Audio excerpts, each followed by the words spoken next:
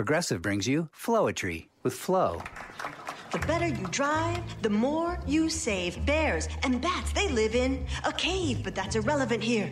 So back to the subject we steer. Snapshot saves you money when you drive safe. I wear corduroy pants.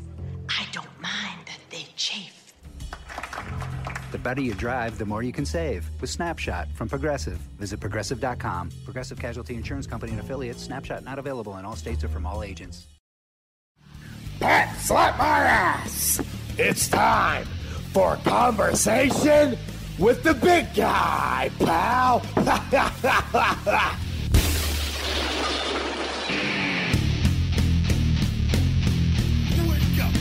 It's feeding time! Welcome to Conversation with the Big Guy. I am the big guy, Ryback, and I'm sitting here with the one, Pat Buck. This is going to be my last episode. Wait, because what's going on, man? This whole purpose of this show was to kind of people get to know the real you, and through the real you, they got to know. I latched myself to this bandwagon and get to promote my stuff. But what the fuck is with this rapping, man? What's going on with this? Sometimes, Pat, you do something just for fun, and it's just one of those things that strikes a chord with people. The Notorious B.I.G. guy has been a real hit, and I was taken back by the overwhelming feedback I've gotten from my rap game skills. And such as what? Who was? I saw about 5 tweets. I don't know what who's appreciating the rap game. I don't know if you've heard more. Well, clearly, I don't know how you could have access to my tweets, but it's been much more than 5. Direct messages, Instagram messages. I mean, it's really taken the internet by storm. So I figured, we'll start the show off hot. This past week, again, this show's to let people know the real Ryback. And again, this is just one of the layers of Ryback. And, when I'm in the ring, it's all business. I'm intense, screaming, bulging veins, and, fucking tackles and all body slams. But all the tackles you can handle. Yeah. But there's also I could also flow with the best of them. And this week, I have a feeling this is going to become my number one hit, which we're already a music video is being discussed for this new song called "Baby Got Ryback," in which I'm just going to go ahead and we're going to drop it on you guys right now. So I don't really care what you think, Pat. This is my life, and I'm happy. Where's this music video thing? What's going to be in this video? Our editor's busy enough trying to piece together this show, the little ideas we try to put into this, little sound bites here and there. But now you have put him to work editing your rap videos.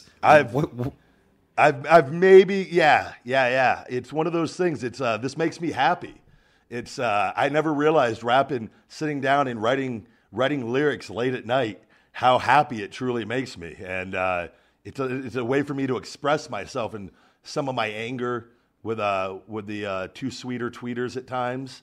And that's what you're going to get with this. It's Baby Got Ryback. But I noticed most of your raps are about biceps and muscles and things of that sort. You think it's going to get over with the fans? You think this is a... Where do we go from here? It's not a gimmick, Pat. This is just this show is all about entertainment, and you got to be able to entertain the masses and know your audience in all the different ways. We can't always be serious. We can't always be informative. Sometimes we got to make fools of ourselves. People like to know that we're real people too. I've been saying that I'm just a regular dude that works hard, and also I could fucking rap. I'm starting to question these skills, though. Now you're claiming that this is all freestyle. Is this none course. of this is predetermined? As you're going to hear here, whenever we decide to let this rap go, if you're going to ever let me, flow here, I'm truly talented in this area of life. Well, would you like to go right now? Would you like to flow or? Absolutely. You ready? I'm ready. All right, here we go. Oh my God. Pat, look at his biceps. They're so big. He looks like one of those bodybuilders in the magazines. But who understands those meatheads? They only push him because he looks like a total cartoon freak show. I mean, his biceps, they're just so big. I can't believe it. It's just so round. It's like out there. I mean, gross. Look, he's just so buff. I like big guys and I cannot lie. You other mucks can't deny that when a guy walks in with an itty-bitty waist and big biceps in your face, you get sprung. Want to pull up tough because you notice those biceps were stuffed. Deep veins in the arms he's wearing. I'm hooked and I can't stop staring. Oh, big guy, I want to get with ya and take your picture. My monk friends tried to warn me, but those biceps you got make me so horny. Oh, rumple smooth skin. You say you want to get in the biz? Well, use me, cause you ain't that average Marky. I've seen them pumping. To hell with McMuffin. He's sweat, wet, got it going like Jim Cornette. I'm tired of magazines saying big biceps are the thing. Take the average Mark and ask him that. He got a back. So Marks, yeah. Has your big guy got the stuff? Hell yeah. Tell him to shake it. Shake that big guy butt. Baby got LA face with the Vegas biceps. Baby got Ryback. LA face with the Vegas biceps. Baby got Ryback. LA face with the Vegas biceps.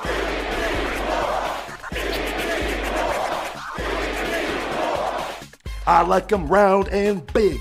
And when I'm eating a fig, I just can't help myself. I'm acting like an animal. Now here's my handle.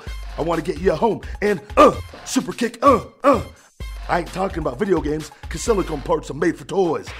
I want them real thick and juicy. So find that juicy devil. Fucking Mark's in trouble, begging for a piece of that double trouble. So I'm looking at Mark videos. Knock need Marks walking like crows. You can keep them Marks. I'll keep my big guys like Big Show. A word to the thick big guys. I want to get with ya. I won't cuss or hit ya, but I gotta be straight when I say wanna till the break of dawn. Big guys got it going on. A lot of Marks won't like this song, cause them punks like to hit it and no sell it. And I'd rather stay and play, cause I'm big and strong, even though I can't rest so long. So Marks, yeah. If you wanna roll in my bus, yeah. Then turn around, stick it out. Even white Marks gotta shout. Baby got Ryback. What do you think of that? I think that if there was a loaded revolver in this room, this would be I'd use it. I'd want to use it on you, ideally. But fuck, what is that? Where's I this think it's going, going to be man? the new number one hit online. This your new theme song? I think I'm gonna BG News coming to the ring rapping, singing this song at a local independent show near you. Holy shit! You put some serious thought into that. I honestly I'm thinking part 2 is depending on how the feedback from this song, I'll finish part 2, and so it's the whole Baby Got Back remix of Baby Got Ryback, the whole thing. So I'm really happy with it, Pat. I think that people need to see this side of me that I can, I could drop a line from time to time. What's the end game? Are you looking for bookings as a new person? I just don't. I'm trying to understand it. Just bringing the people in, Pat. I think sometimes you got to go out of your comfort zone and just let them see a whole other side of you. And I think this is going to attract listeners from all over the globe. The fucking just out there that aren't wrestling fans. They're just fans of my rap game. So since you're a big pillar in the rap industry now, who are some of your rap influences? Who's inspiring you to bring out this very street essence of Ryback? Guys like Eminem, Jay-Z, he has the entrepreneur mindset, man of many talents. Guys like that, Pat. That's, Wale. I'm very familiar with all the latest rappers. Last week you didn't fucking know his name. You thought his name was Whale. That I had him mixed up with somebody else that I'd seen previously. This was Don DeMarco. That was Wale from SmackDown. Now, what is your favorite Jay-Z song? You did just mention him. It's a Hard Knock Life. What about after that? What other songs do you like by him? 8 Mile is another really, really good one. 8 Mile? I thought that was Eminem's song. That was Eminem. Oh, you want another? Asking Jay-Z. What else you got? Shit. Off the top of my head, I can't really think of any.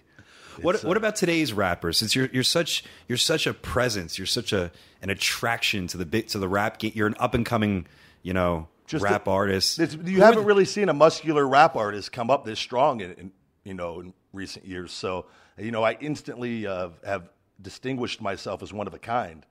it's not necessarily paying attention to what other people are doing, Pat. It's more just, just knowing what I do well and focusing on that and just showing people my flow, my style, what I'm about. And did you grow up in an urban area of Las Vegas? Actually, the area I did grow up, it's a hard part of Vegas now. It's dominated by Mexicans and blacks. When I was there, it was a little nicer back then. But I still drive through the neighborhood occasionally just to go back to my roots. And these roots are what? It's a hard knock life. Fuck. All right, here's a question. If you do happen, if this does pick up steam and people really like this horse shit, and say Wale, or as you like to pronounce him, Whale, decides to do a booking and a performance with the notorious B.I.G. guy, would I still get 10% of the booking fee? Absolutely. Any all right, deal then I'm okay with it. All right, we're good. You're my manager. Book the big guy at yahoo.com. Also, we're doing double bookings. If you want me to open the show as Skip Sheffield and close it as Ryback, I'm doing double bookings for rate and a half. Okay, rate and a half.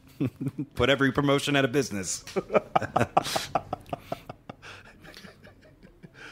What a gimmick. Opening match, Skip Sheffield, sell some merchandise, and then close the show strong as the big guy Ryback. Maybe a little intermission as the notorious B.I.G. guy. That's double rate if you do the triple. But there are wrestlers that do that will do. Tom Brady will open a show as Sal Sincere and later on main event as the Patriot. I've seen Sal Sincere in person at a Las Vegas live event. Really? I'll never. This is how things happen when you're younger that you'll never forget. My uncle took me, in which he let me know after the show that he would never go to another fucking wrestling show again because he's not a fan of it. He is supportive though of everything I've done. How old were you? I was a kid. I mean, I was like that was like that 9, 10, 11, 12 period somewhere. And he had no problem crushing your dreams. I might even been like 13 or 14 even. It was I was a kid, but it was okay. I was definitely not 9, 10 or 11 because the bell ringer stuff I was 12, almost 13. This might have been 13, 14 they were there. And maybe even before that, I can't. It was back. It was so long ago. But whatever year Sal Sincere was it Sal? What was his first name? The full name? Salvatore, right? Salvatore Sincere. Sure. When he was getting a little bit of a push, it was during that period when he first came in, and I'll never forget. I don't remember. I remember that show. He wrestled Bret Hart. I know. I'm pretty positive on that. But I don't remember anything wrestling related from that. All I remember is that there was a man sitting in front of us that had to have been 500 pounds. His fat was sticking through the chairs. And I was so disturbed by that. I couldn't stop, focusing on that through the show. How the fuck did that guy get in the seat? And my uncle's a large man also, and my uncle thought it was the funniest thing in the world.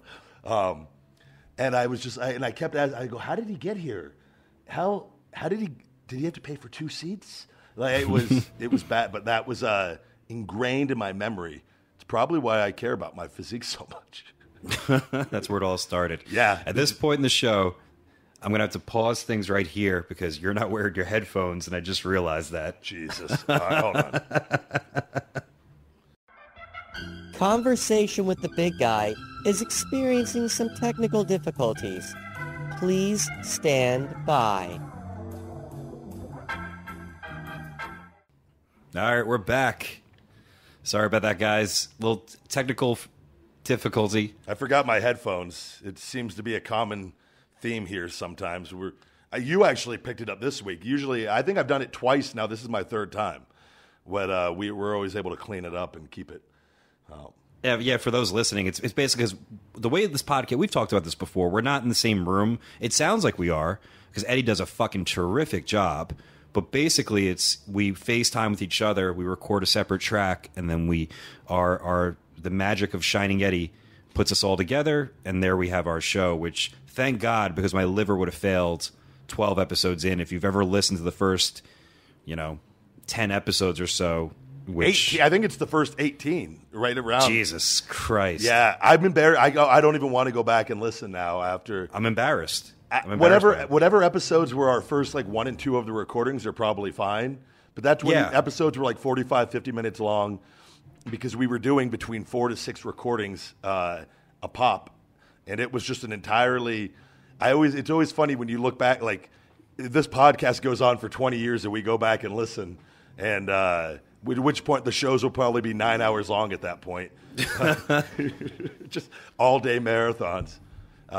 Somebody actually asked us, I saw, can you guys do 2 recordings a week? I'm like, fuck, we're so busy. It would, I don't know, it becomes a full-time job. I mean, this is more of a hobby, if anybody, but a lot of work it's way more work than even I knew anything you do takes work, but like, this is, especially when you start, we're up there in listens now, and you feel like you have an obligation to give your fans like a quality product every week, whereas like in the beginning, I don't know, it was just different. I don't know how we didn't know where to go, and on top of that, I do think, I'm not going to lie, I think a lot of people listen because most are very supportive, but there's some that just listen just to fucking. It's driving me crazy. I told you it's driving me crazy just seeing. Some people listen just to write bad shit. The feed me morons are getting to you, Pat. Badly. I've dealt with this my entire career. It's really. I always just focus on. I told you, like I should have sent you the email that I got today from somebody. It was a really nice email, just saying essentially it changed his life, and it was very complimentary on the wrestling and everything. And it's like there's so many more of the good ones than the bad ones. You can't let the bad ones weigh you down, but it's hard because you get mad because you care so much, and these people, it's just really frustrating. I know, but you got to like just block them out and keep going. But I saw a funny image this week on somebody. It was on an MMA site. It was a really heavy person, male, sitting on a couch, drinking a Coke and eating a burger, and watching the McGregor-Diaz fight. Essentially, like I'll post it on Instagram this week for the podcast, saying, you know, why is McGregor running? I'd stay in there and bang with Diaz if I was in there. Like it was just like that's the ultimate wrestling MMA fan. Like that, like it really. They think they have it all figured out. So, which is part of the main event tonight, which is something that kind of caught us off guard. But To Catch a Mark, this is our new a spinoff of To Catch a Predator, essentially, right? Pretty much. There's just some people out there that just want to ruin. Coincidentally, goes hand in hand. that want to ruin wrestling for everybody, and that they're just not. They have to get their opinions out there, and they have to let everyone know, you know, who sucks according to them and who's awesome, and they have to have it their way. So the main event segment tonight that we're trying some new material, putting in a little effort into this podcast. To Catch a Mark. I'm excited for that. I wrote this at the gym, and if it bombs, it's on me. But I'm looking forward to arresting Mark for life and putting him out of his misery. That is Mark for Life making an appearance tonight. I'm always thrilled to have him on the show. So he likes doing a live read from time to time, or a read on the podcast. So it's some people notice that. Does Mark for Life, is he has a speech impediment, or is he? Some people want to know his sexual orientation. They couldn't figure out. I had a couple questions about that. Really, Mark for Life. Don't mistake Mark for Life for the Big Gay Ryback. I think that maybe they're intertwining the two. Mark for Life is a separate entity altogether. I never really put that much thought into it. I don't know Mark that well. There's a lot of unknowns about him. Especially his past, but he has been seen on Snapchat from time to time to have a coke problem and a drinking problem. So I guess when you put alcohol and hard drugs into the equation, I'm sure he's anything is possible. Sure. I would also know he steals money from his mom's purse, and he lives in his mother's basement. Yes. I've created a backstory for Mark for Life. Big Gay Ryback's out and proud, even though some people were critiquing Big Gay Ryback. Most liked it. Wait, but, I don't know about any of this. Where are the critiques coming from? Because it's the first time, I get a an old jab once in a while from people on Twitter. But lately doing this show, this is all new to me. So I'm literally just scouring through things and going, motherfucker. And people I know and people I don't know just, oh, how dare they do that? It's a homophobic ad. No, it's me making fun of myself. Yeah, it's the number one requested persona out of the top 10 personas we try to come up with. Yeah. That's fans. People will bitch and complain and whine about anything these days. So if anything, it doesn't matter what it is. So that's the thing that's a good sign that that this podcast is going in the right direction. The more that people bitch and complain, the better we're doing. Well, I guess we're doing great then. So, how's your week been? Good. It started off a little wacky. I mean, last episode I go to the beach a lot, but then I had a little bit of a sunburn. I came home the next day. I had something on my head, and oh yeah, you told me about this. Yeah, it's just a little quick story, but I thought it was maybe a little blister. Couldn't really figure it out, but I have to be careful. I'm a ginger. I got to take care of my skin in case of any skin cancers or shit like that. You also live in New York.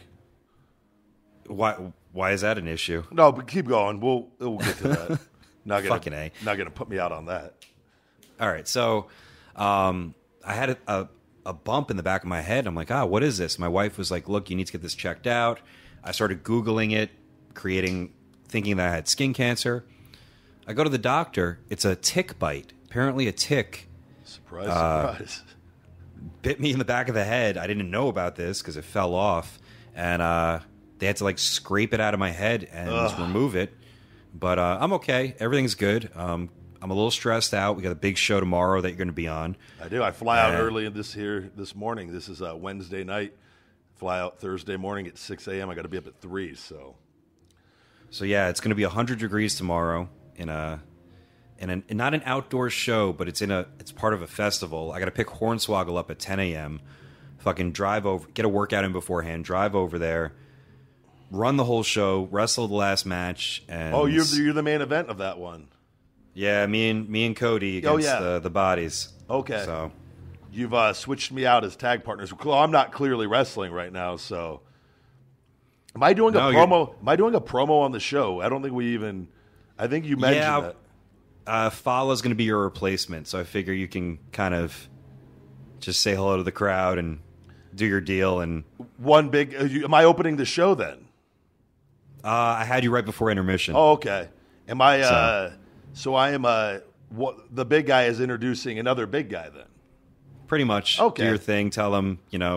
Just talk about how I beat him. I've beaten this guy, but he's okay. Look, guy, but that would be pretty funny. I just make sure I get that in there 10 times. It's really uncomfortable, but you just completely do nothing for him. Oh, fuck. It should be okay. So I'm looking forward to that. I have to wrestle at a summer camp on Friday. It's kind of like a birthday party show, but wait a second. Is Hornswoggle wrestling on your show too? Oh, he sure is wrestling tomorrow. He's wrestling in an eight-man tag. Is his match after our deal, my segment? I think it's before. I think. Well, that's even better. Could we do then where I introduce the big guy that I'm going to be endorsing, and he comes out dressed as Falaba, in which I then give him a little super kick and then introduce real Fala. We'll see if he's up. See if he's up to anything where I could just hit Hornswoggle is really funny to me. I don't know what. I got to be careful though. Nothing too physical. Did I tell you I had another stem cell procedure done? I feel like the last 10 episodes have been stem cell procedures. Straight out of surgery every episode. What the fuck is wrong with this guy? He just loves getting stem cells every week. They're extremely fascinating. So the deal is, I had a question by somebody I saw one of the weeks. They're like, have you thought about doing stem cells anywhere else since you've had such great success in your shoulder with it? And I've had 3 of them done in my shoulder, and I'm done. My shoulder is on the mend, and it is healing rapidly. But we've talked about in the past, my back has been bad for years also. which I give all credit to that goddamn backpack stunner that I would do on a lot of live events. Really? You think that's what fucked you up? Yeah. Ass bumps are the worst. And I was telling another guy this the other day at one of the independent shows. Ass bumps are the worst bump I think a wrestler could take. Yeah, I could see that. Look at, and just go, Hulk Hogan has probably his back and all the surgeries on his hip and his back. Yeah. You know who another one, Taker, who's taken quite a few big ass bumps himself over the years with like that leg on the outside, little things like that. And he's a heavy guy. You just do that over a course of time and it compresses your disc every single time you land on your ass.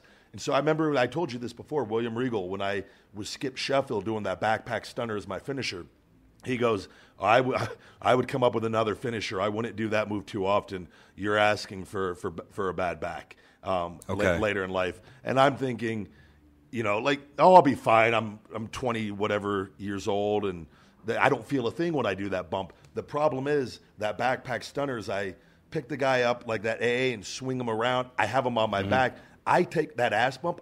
His weight's on me.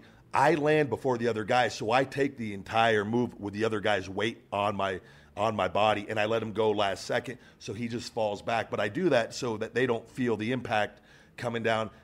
But I never feel anything either. That move, I had 4 discs in my back that are.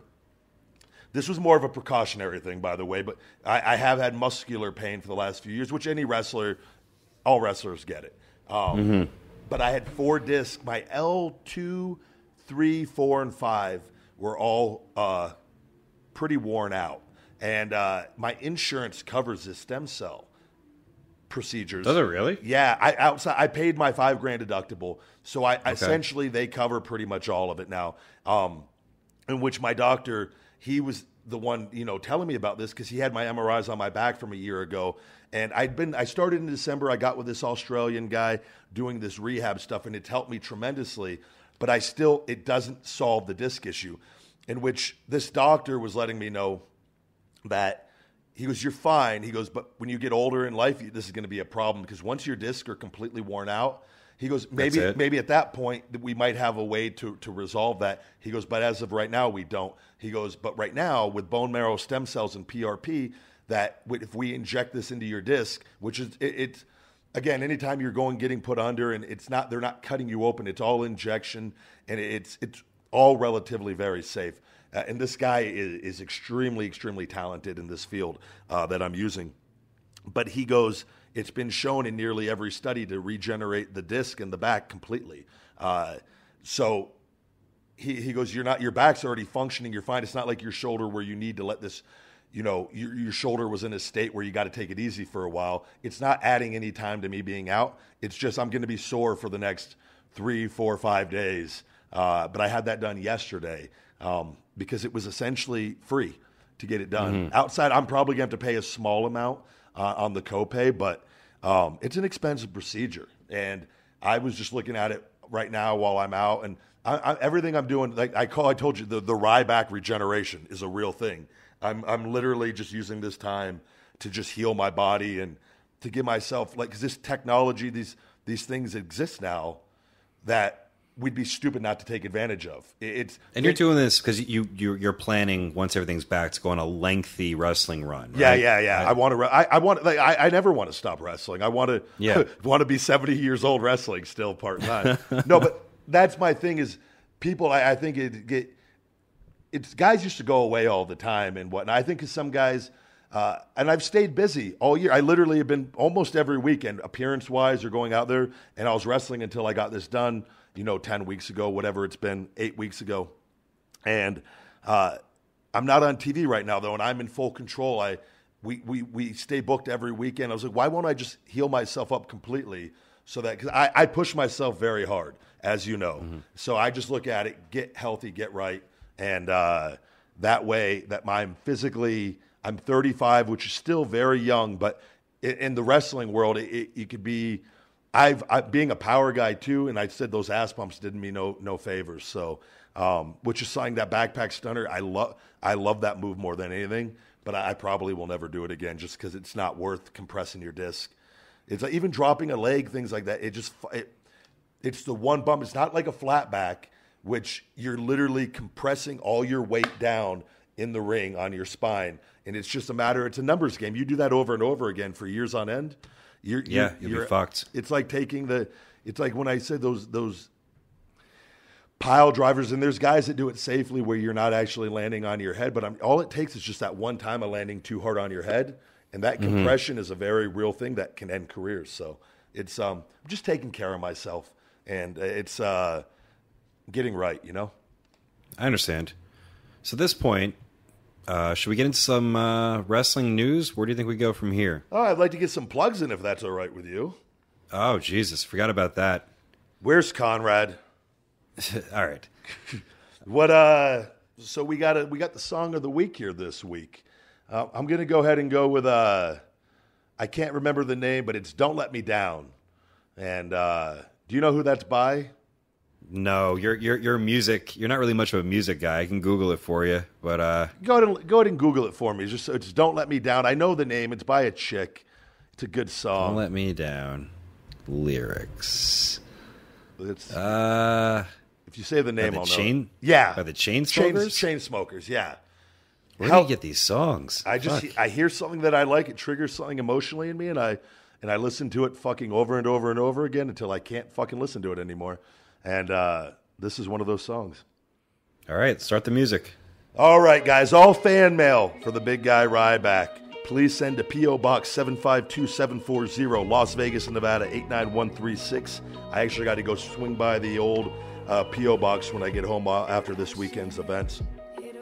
Feed Me More Nutrition is available in North Las Vegas at Spartan Nutrition, at feedmemore.com, where we got some great specials going on right now, and as always on Amazon and eligible for free Prime shipping. Wake Up, It's Feeding Time, the motivational book by the big guy Ryback, available on Amazon in paperback, Kindle, and Audible form. Amazon reviews are greatly appreciated, guys. Fuel Meals, you could save 10% with discount code The Big Guy. It's the personal meal prep service of myself. Feeding Time 2.0, the official theme song of The Big Guy Ryback on the Independence, and available on iTunes. Holosync Meditation, available on feedmemore.com. In Conversation with the Big Guy, this podcast, let's continue to share and review, guys, and get this thing to continue growing.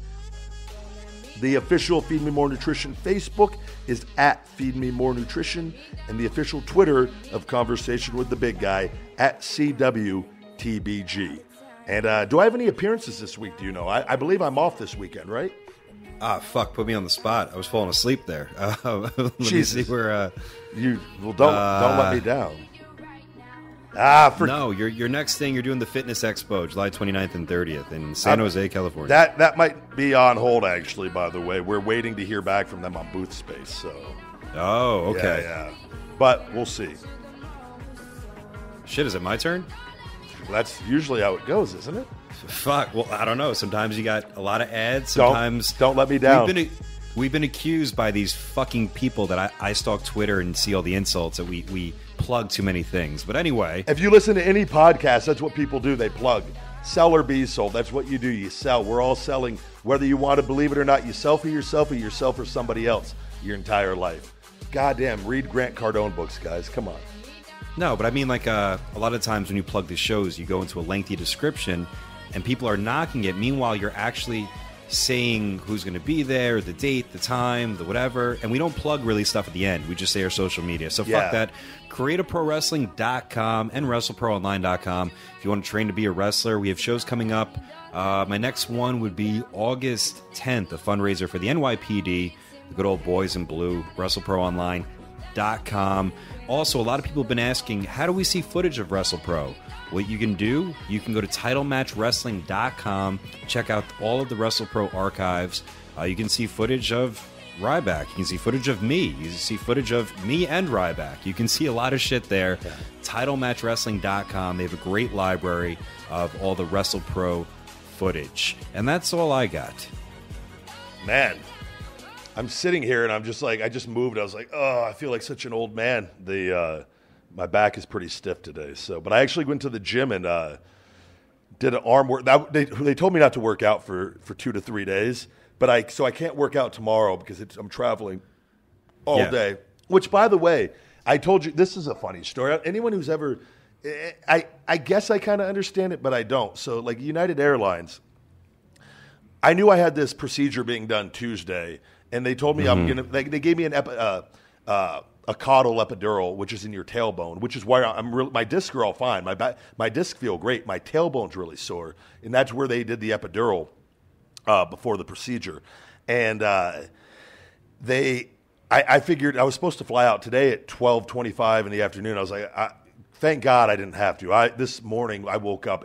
I had to like roll out of bed and like it was a process, and like getting dressed after like holy shit. I'm fine after I knew I had to get to the gym and I did arms and just all like machine stuff, so I didn't do anything to really strain my tailbone and my back, and then I did 45 on the elliptical just to move. Made all the difference in the world, just getting the blood flowing and moving around. But it was went in there and did like 45 sets of arms, 20 something of biceps and triceps, and like just all 15, 20 reps, and I feel good. But did you say 40 sets of arms? 22 of 44 sets, 22 for biceps, 22 for triceps. Okay. Of 15 to 20 reps. I'm doing a little higher volume right now because I'm going higher reps. I'm not, because the weight's not as much. So usually if I'm going higher intensity with the weight, I would be probably closer to 15 to 18 sets, if that makes sense. So I always tend to do quite a bit. I've always done a lot, high volume guy. I respond well to it, I feel like. So, but it's, I used to go a lot less, and I think you could respond to anything. And then I can't wait to start doing like burpees again. And I've been jumping rope and doing the assault bike. And I meant to ask you when things start healing up, because your first gigs back, we're going to start wrestling again in August. Yeah, starting with Australia, which is fucking promoter. Actually, perfect time to talk about this. So you're doing, you're going to land down under Sydney, Australia. Yeah, Sydney, Australia. You got another. I don't know if you're just flying it, whatever. It's 2 dates in Australia. Yeah. And this promoter has been, and he listens to the podcast too, because he called me today and said, "Hey, I listened to the podcast of you trying to get the promo." But he's been hell bent on getting this goddamn promo. And I just did the promo before the show, and I got my guy editing it. And getting it all just so it's not a video of me in my kitchen. Because I hate that. That's the one thing. I'm actually ordering a green screen this weekend for the house. That way my guy can insert different backgrounds into the promo vids. It just gives it a better feel. If there's one thing that really chaps my ass, it's independent videos. Yes. Like, I get it. People want real footage that you're going to be there, but they just look like the quality's never. It's just, I don't know. Like, no, it's shit. And you're usually just enclosed. It's not, because I'm not going to put my fucking gear on and come down, which would be really funny of me and my gear outside by my pool. I should actually consider doing that for random promos. My mind is now working creatively on all the different backgrounds. Like this guy's putting an Australian background in this video. And it's just kangaroos hopping. I've also asked if he could put a plug in for Foster's, Australian for beer. Just right, like this promo has been brought to you by Foster's. Something just fucking, it's probably insulting to them, but we don't even know. It's me just trying to be like just for Australia, but like they're. And then like kangaroos hopping all around in the background, and they're like, this fucking guy. I go missing when I'm out there. They do. You brought a good point. I feel like they don't think that maybe because they deal with you on all this, and I think that might have been like they're like, oh well, we watched the podcast to see if you really are Pat or some guy just scamming them out of all the money. I'd be making some pretty good coin if I was taking these things, but I think that's part of it too. People like, how do I know this is real? I'm like, look at the Twitter, and like some of them aren't computer conscious or even Twitter conscious, and like, they're like, can he send me? I've had people. This guy from Guyana, it didn't work out though. He's like, can he send me a quick 5-second video saying hello just so I know this is real? I'm like, no. Like that's not like that's actually believe it or you don't. I wish you never told me that. I think I would have done that. It didn't work out anyway because it was still like I've been getting there's a lot of bookings that hit me up that you have no idea about because like they're so crazy. It's not even worth talking about. Yeah. It's legit like where I'm like, this is a fucking waste of time. In fact, I mean, we just got through the one where it sounded like a great idea at first. And then I just got insulted. So I kind of, where they pitched, it sounded good. It was in September. The promotions never ran before, which is always kind of a red flag. Yep. And the guy is putting on a show. He claims he has Brett, the Young Bucks. He had all these. He's already in the hole like 20 grand. Yeah, and he had way more. And he asked originally about you and Stu being a team, and I said, "Well, Stu's not wrestling right now, but you know you would love to work the Young Bucks." If Wade tagged with me, though, I would do the whole match. Just leave Wade on the apron. Maybe if he texts me about it today, but he's still not. Maybe he'll be more. I don't know. He messaged me actually fucking around. Did he? There's a new pancake mix he wants me to try that I saw on Shark Tank. It's like a whole wheat. A very healthy pancake mix, and he said, he goes, Skipper, if you were a real man, you would have this in your cupboard right now. He goes, also, Pat got me booked on my first wrestling gig. Me and Tarver are teaming up against the Young Bucks in September. In which I go, you've talked to Pat, asshole, and I knew it was bullshit right there because I knew he wasn't wrestling in September. So. But so they wanted a teammate for you, and I told you have me and you team. I think makes sense. Well, yeah, I'm fourth pick. So first it's Stu, and then it's Gabriel, and he's got his injuries going on, and third pick. And I was like, look, we do a podcast together. We've teamed before. It might make sense. Just put me in there. Did you say we won tag titles at our first match together? He kept asking for. I'm like, go to YouTube, motherfucker. He's like, send me a tape. No, Google it, stupid. You're auditioning for this guy now while you're negotiating my deal. Exactly. I'm like, and he doesn't. I hate that too. He's one of those guys that writes back, "Hey Ryan." Like, I'm like, no, it's you're talking to the agent. Guy, whatever. You have to remind people on that. I always tell you, make sure they understand they're talking to you. I think that's so stupid. Like I have access to be able to. I don't check that because I don't want to deal with the bullshit. But I think a lot of people think that they're talking to you with a fake agent. That's what I think.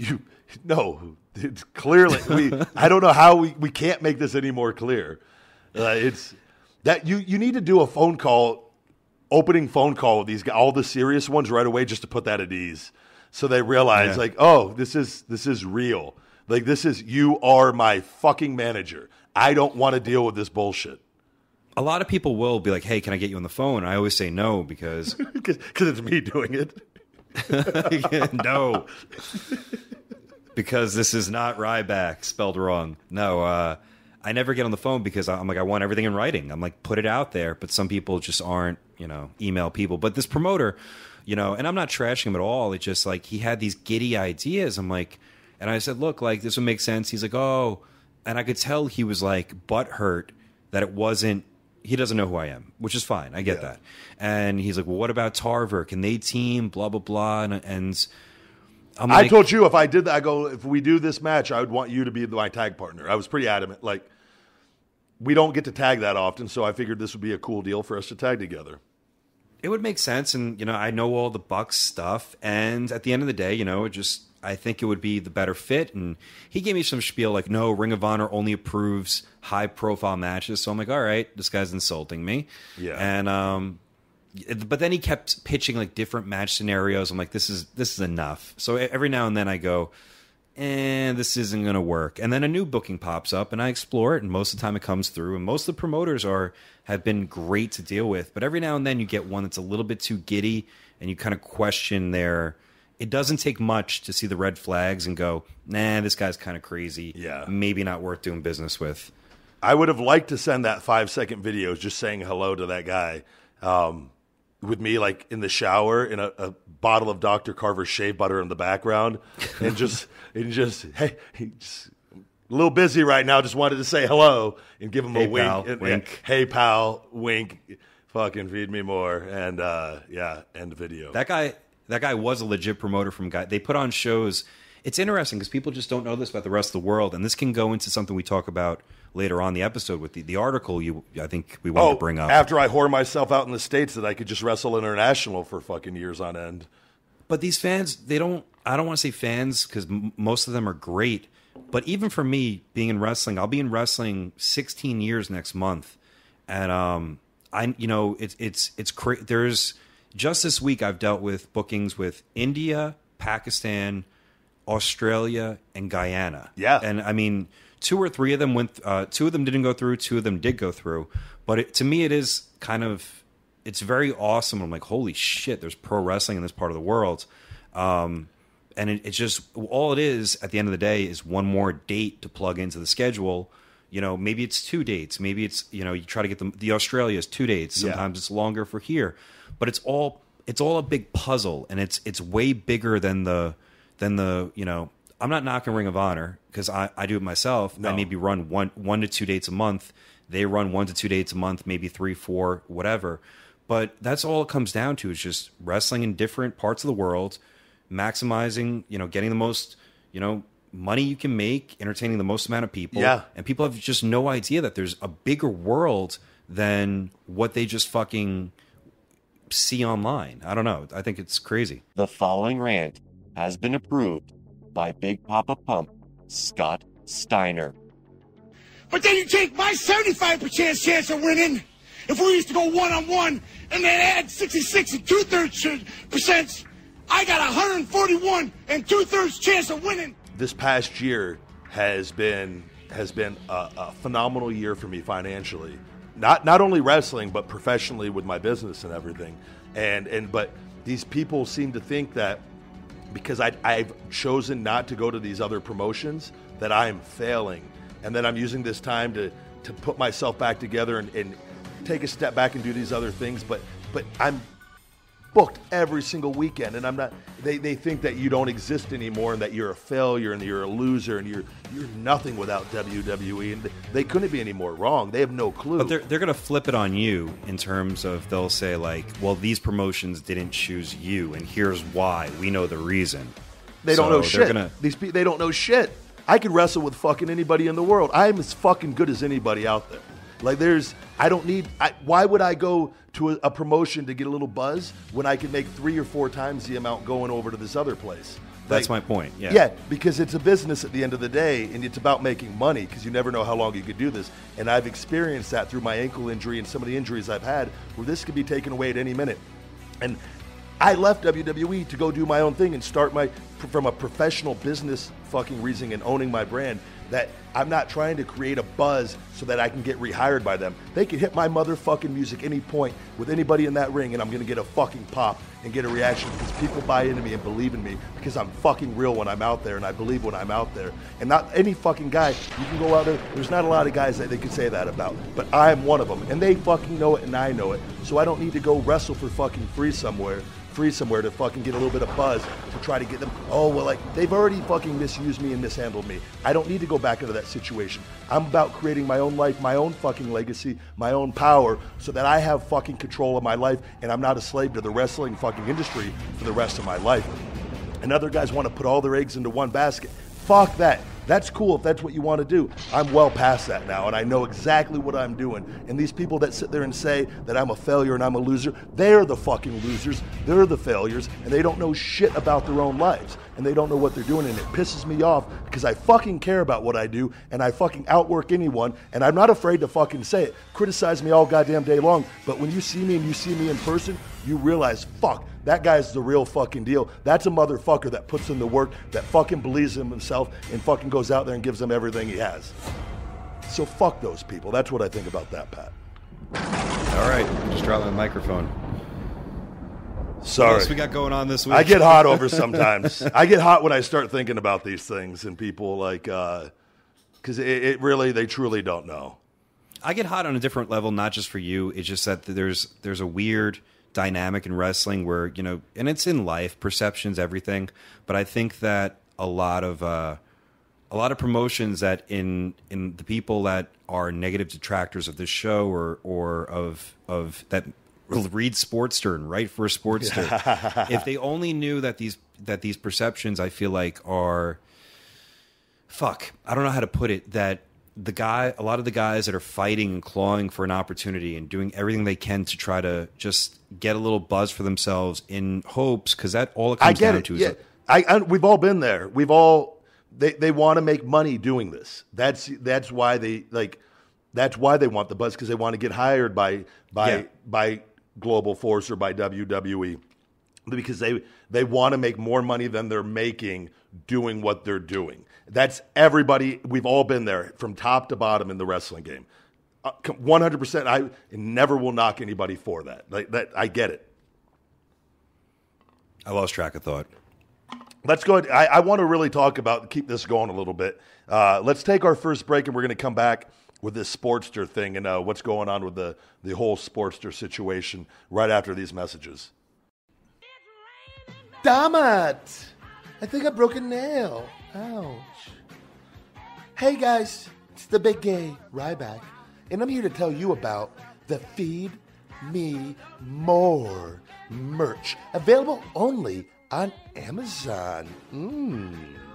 We have a wide selection, everything the big guy Ryback, Feed Me More nutrition, and we have everything available in men's, women's, and youth sizes, in multiple colors also for each design.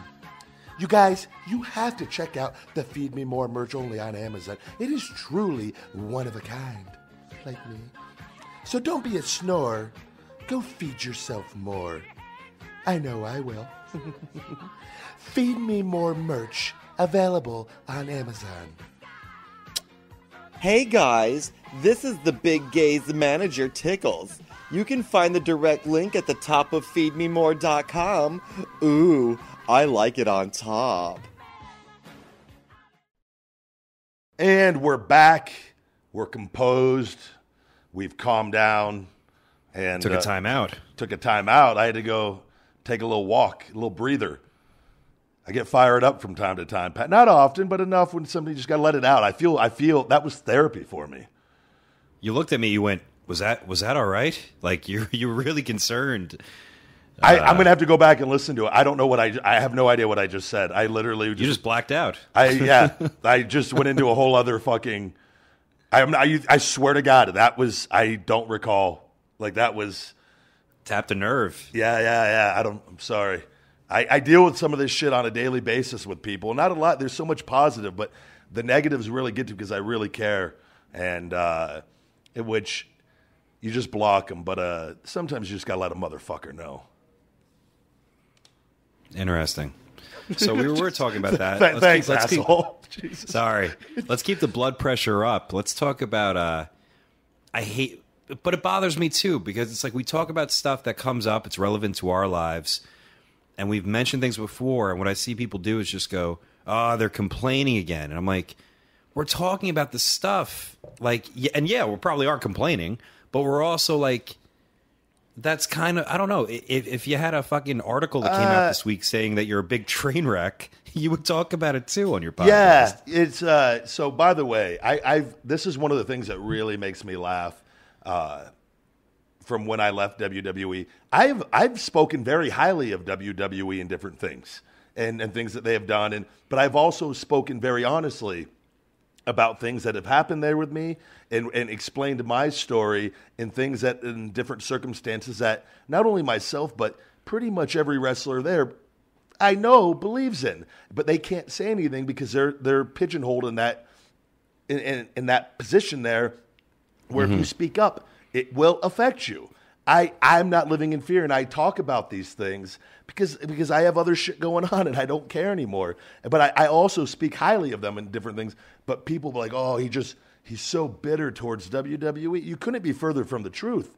Like, I'm very supportive of things that they do there. But there's other things that they could do to make it better that I speak openly about. And like people just they don't have the brain power to comprehend it is the problem. And then he's just complaining. See, I've always thought, I came from the school for a while, that bitter has always been a good thing, or it depends on how you react to it. I just think that because a lot of things that motivated me to start to have 10 almost 11 years of failure in pro wrestling, and then finally to have, you know, success as a promoter and as a trainer and doing other things. Yeah. Being bitter is what, because I used to hear it a lot too, being in around developmental, like, fuck, Buck is really bitter. He's been here for 6 years. He doesn't have a job. And I'm like, yeah, I fucking am. I am bitter. What else can you say? And it's used against people like, oh, that guy's just fucking bitter. But it's what you do with that bitterness that, like, you use really the makes... negative energy to fuel the positive energy. And that's like, again, not to cut you off, but to cut you off, that if I was sitting at home doing drugs, fucking just complaining all day long and not doing shit with my life, talking That's about, a bad bitter. Man, I should have fucking never lost those 7 pay-per-view matches, blah, blah, blah. They fucked me on this and that, and just living in the past, complaining and not doing shit with my life, then that is a complete wrong way to handle a situation. But I have never once done that. So that's where, like, and they don't understand that, though. But you are dead on with that. But because I always, like, when people have called me bitter, do that. I mean, in OVW, and I'm like, yeah, I'm like, it's tough to live this life, to have no money, to go through this physical pain and beer every single day, and, like, just trying to carve out to chase a dream. It's a starving artist. It's kind of bitter. And I would always be like, oh, I'm not bitter. A lot of people, when they're called bitter, they don't try to embrace it.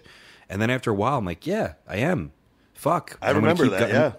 To this day, I'm still fucking, like, I have a chip on my shoulder. It's fine. It's okay. It's what motivates me to kind of do shit. So, and I remember one time I told Cabana that, because Cabana was, like, concerned about a certain thing. He's like, did I sound bitter at all? And I'm like, I don't know. Maybe you did, maybe you not. But, like, who gives a shit? You create something. You're a businessman. Like, it's not. It's such a fucking. I love the word bitter. It's one of my favorite words. It's good to have people complain about it. And by the way, when you use it and you do stuff and you're successful with it and you're making money, and then who cares what people say? Like, I always laugh at the people that have the negative comments, because they just, like, I was like, do you know who the fuck you're, like, talking to? Like, what I've, like, you don't know. And, like, you don't know anything about other people, and these people are just they're losers, Pat, and bitter's fine, and it's okay. It's what you do with it and using it to motivate yourself, to better yourself. And I think everyone deep down, like, they go, you know, if they're at their job, you mean to tell me there's not one point in your day where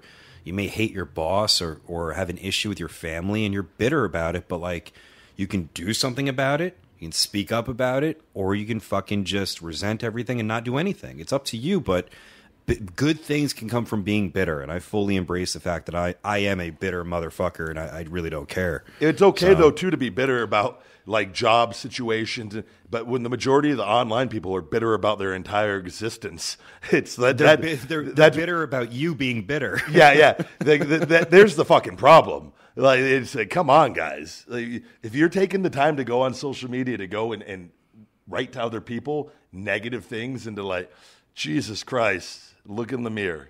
Maybe not, but, like, it's never good. Not once is it good.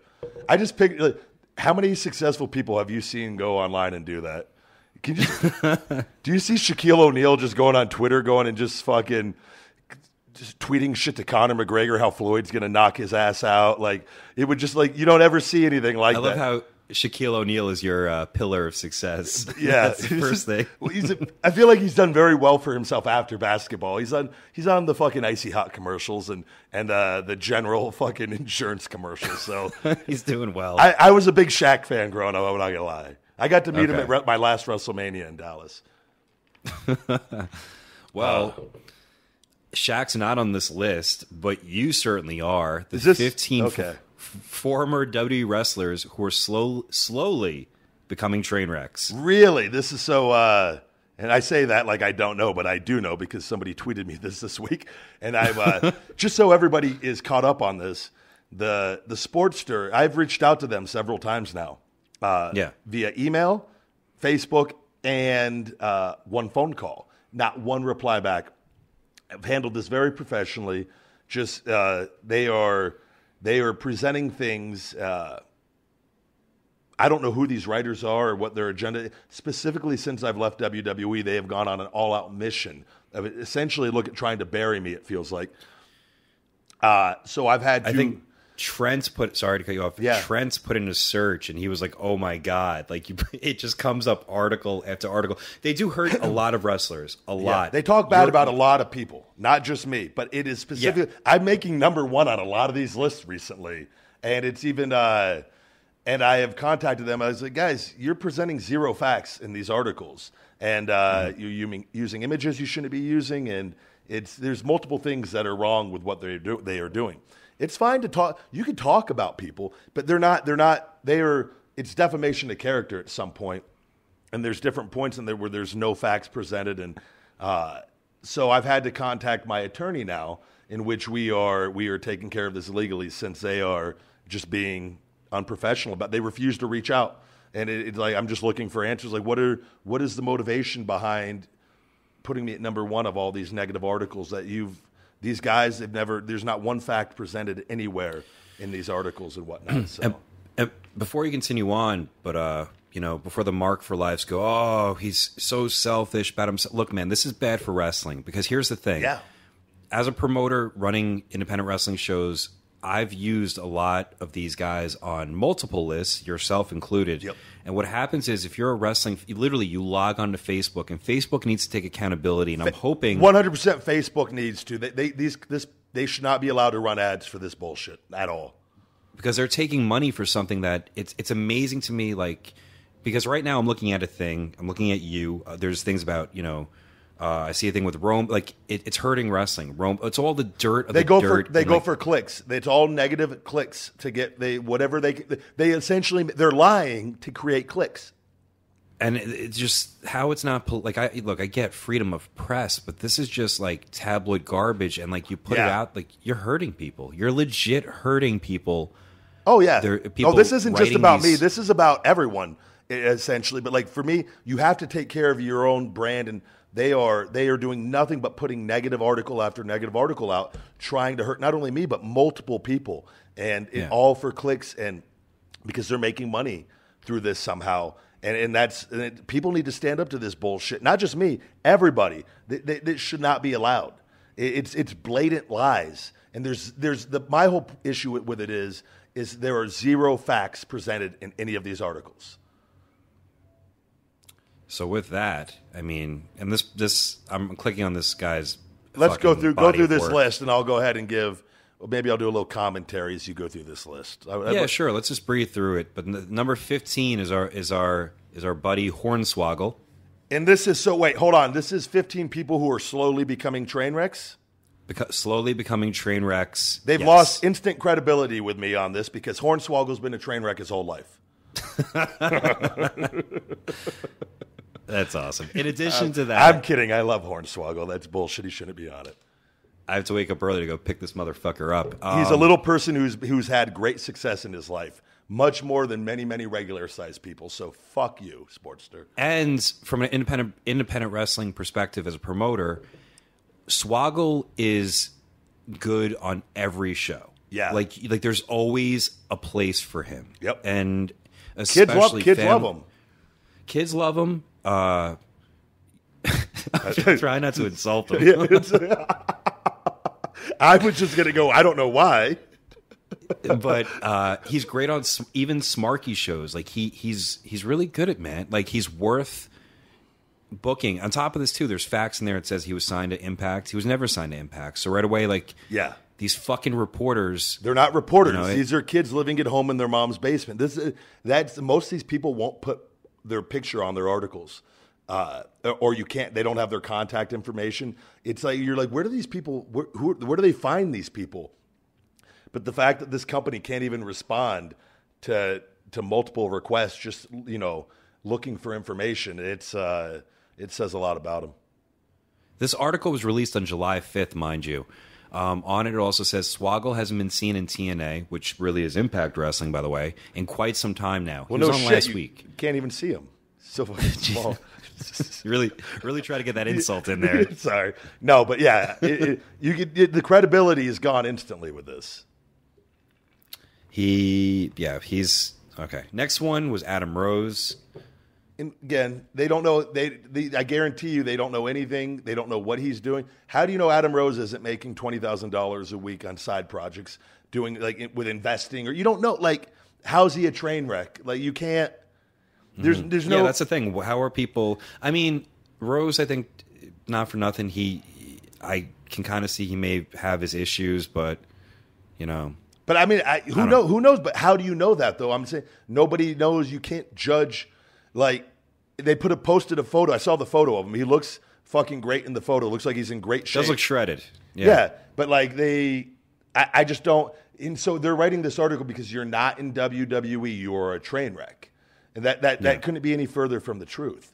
And go ahead, just continue. Swagger's next, who's filling his schedule. I booked him for an upcoming show. How's he a train wreck? He's made money for how many years? He's made a considerable amount of money. He's gone back to school and he's getting a degree and he's doing stuff with his life. He does independence on the weekend, making great money. Again, how does that make him a train wreck? Continue. This one surprised me. Sami Callihan, which they put Solomon Crowe, who is an indie darling, who's booked every week. Yeah. One of the top independent guys. I love him as a person. Yep. He's just the fuck are they talking about? Like he's the man. He runs his own shows, doesn't he, for his own promotion? Yeah, he's booked every weekend. He's probably but again, he's not in NXT or with WWE, so he's a fucking failure. According to this guy living in his mom's basement. Fuck. Just clueless. Should I name everyone on this list or skip around? Keep going. I want to keep going. I want to hear all these. All right. I want our Chris listeners. Masters was the next one. Again, why? What is their reason for Chris Masters being slowly becoming a failure? He looked like he was going to be dominating, pushed because of his body. He failed to improve as a wrestler, and then he was a lower mid-card, apparently. That's instantly wrong. He improved tremendously as a wrestler. He did. He got very good. He was having fucking great matches up there before they released him, and because he was allowed to have more time, which he didn't always have up there. So, and again, this just shows there's no credibility with this shit. He wrestled at Slammiversary. He wrestled on Global Forces pay-per-view last week.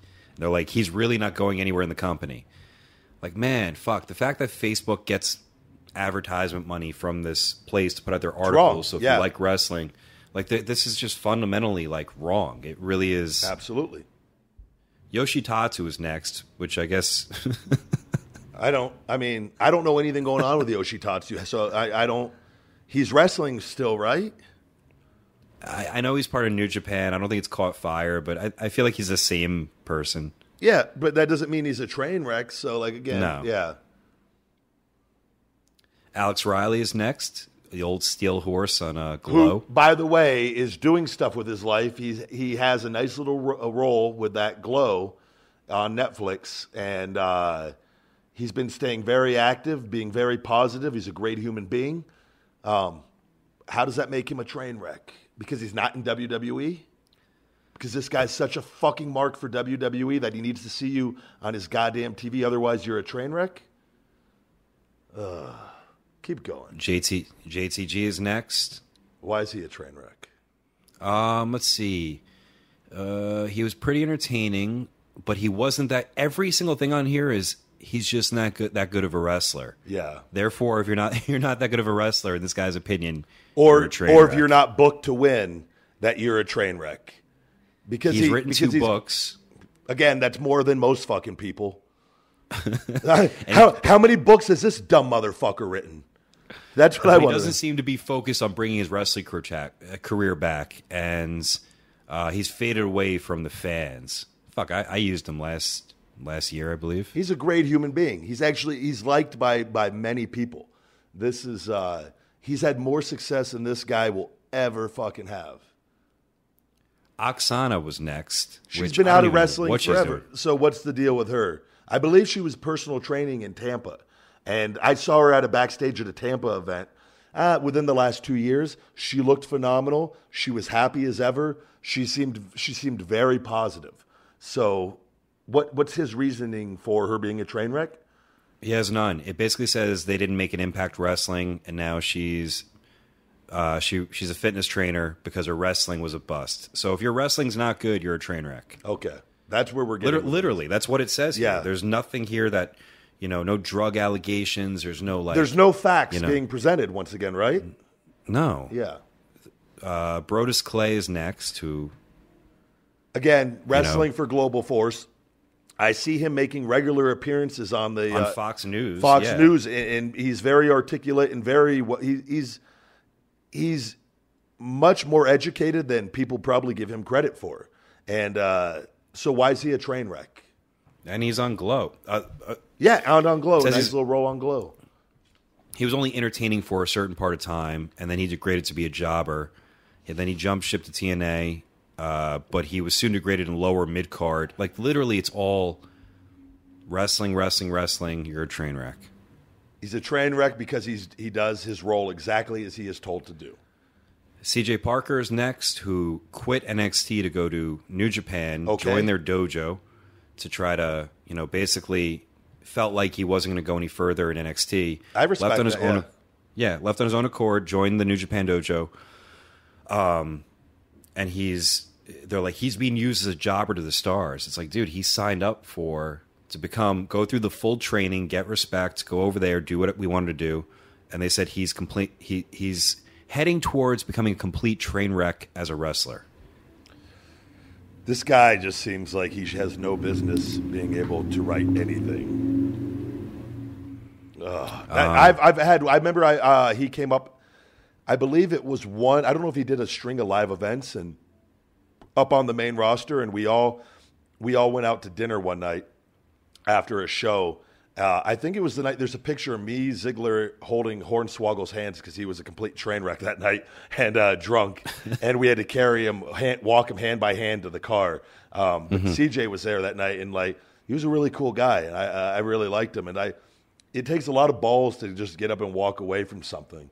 Even NXT in that position, because you're the next step away from making a little money and getting on TV and whatnot, and he probably didn't have, unless he has other things and other investments and things that we don't know about. He's taking a chance, and you have to respect that. And he's doing what makes him happy. So how that makes him a train wreck, I fail to see it. Next one was Sandow, who's left wrestling for a little bit, I believe. Last time I talked to him. Yeah, I don't know what's going on with Sandow. Just because he's not in wrestling does not mean he's a train wreck. Bull Dempsey was next, who is now, from everything I see, I know him very well. He works every weekend. He's over in Ireland and Scotland for, I believe, the whole month of July. For a guy, just because you make it to NXT, you're not set. You still get a little bit of exposure, but you're still clawing at the bit. He's stayed busy. He's working independence every week, doing what he loves. But he's not in NXT or WWE, so he's a failure, right? Or he's a train wreck or whatever. Okay. Got it. What number was that? That was number 3. Number 2 is Brad Maddox. I don't know anything going on with Brad. I don't know outside of the video that surfaced. That, again, I don't know what the whole deal was with that. But, what's this guy's reasoning for him becoming a train wreck? Just because he hasn't been seen or he's invisible. So that's it. Okay. And the big number 1. This guy has to be a complete fucking mess. This guy must be the ultimate piece of shit and has done nothing with his life at all to rank number 1 on the Sportster's slowly becoming a train wreck article. Look at this fucking asshole eating out of a giant bowl with a Zevia soda. Wait a second.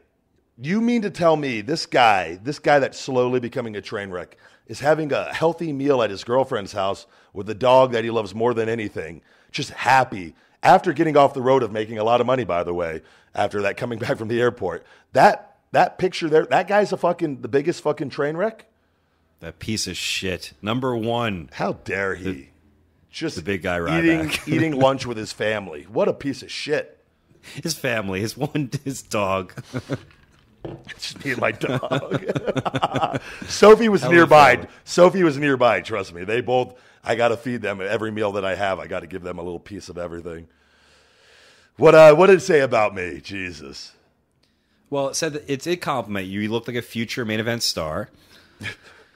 And but you just didn't have what it takes to stay on top. You were my favorite thing was I did what was asked of me time and time again. Okay.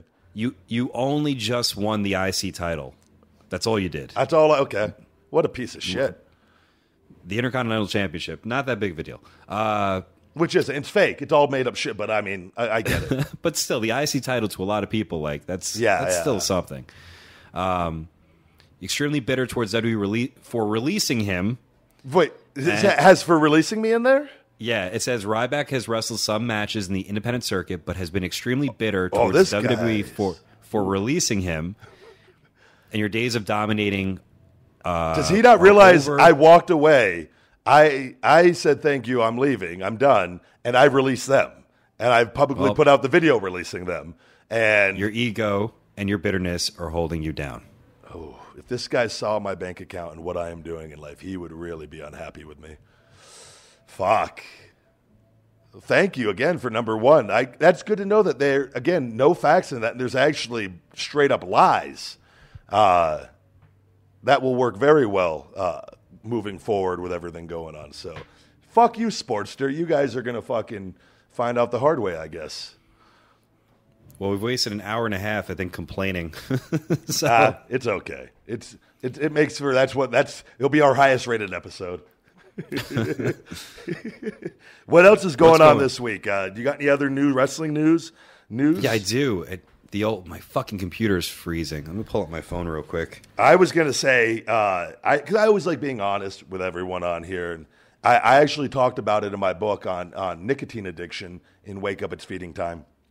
That for me, one of the things that I battled over the years is the only thing outside of that year that when I was released from WWE in my developmental days, where I went through that little bit of an alcohol run for that 1 year, where I got addicted to alcohol for a stretch. Okay, and then I got control over that. I've always been good at cutting stuff off cold turkey, but nicotine, chewing tobacco, has always kind of been my weakness.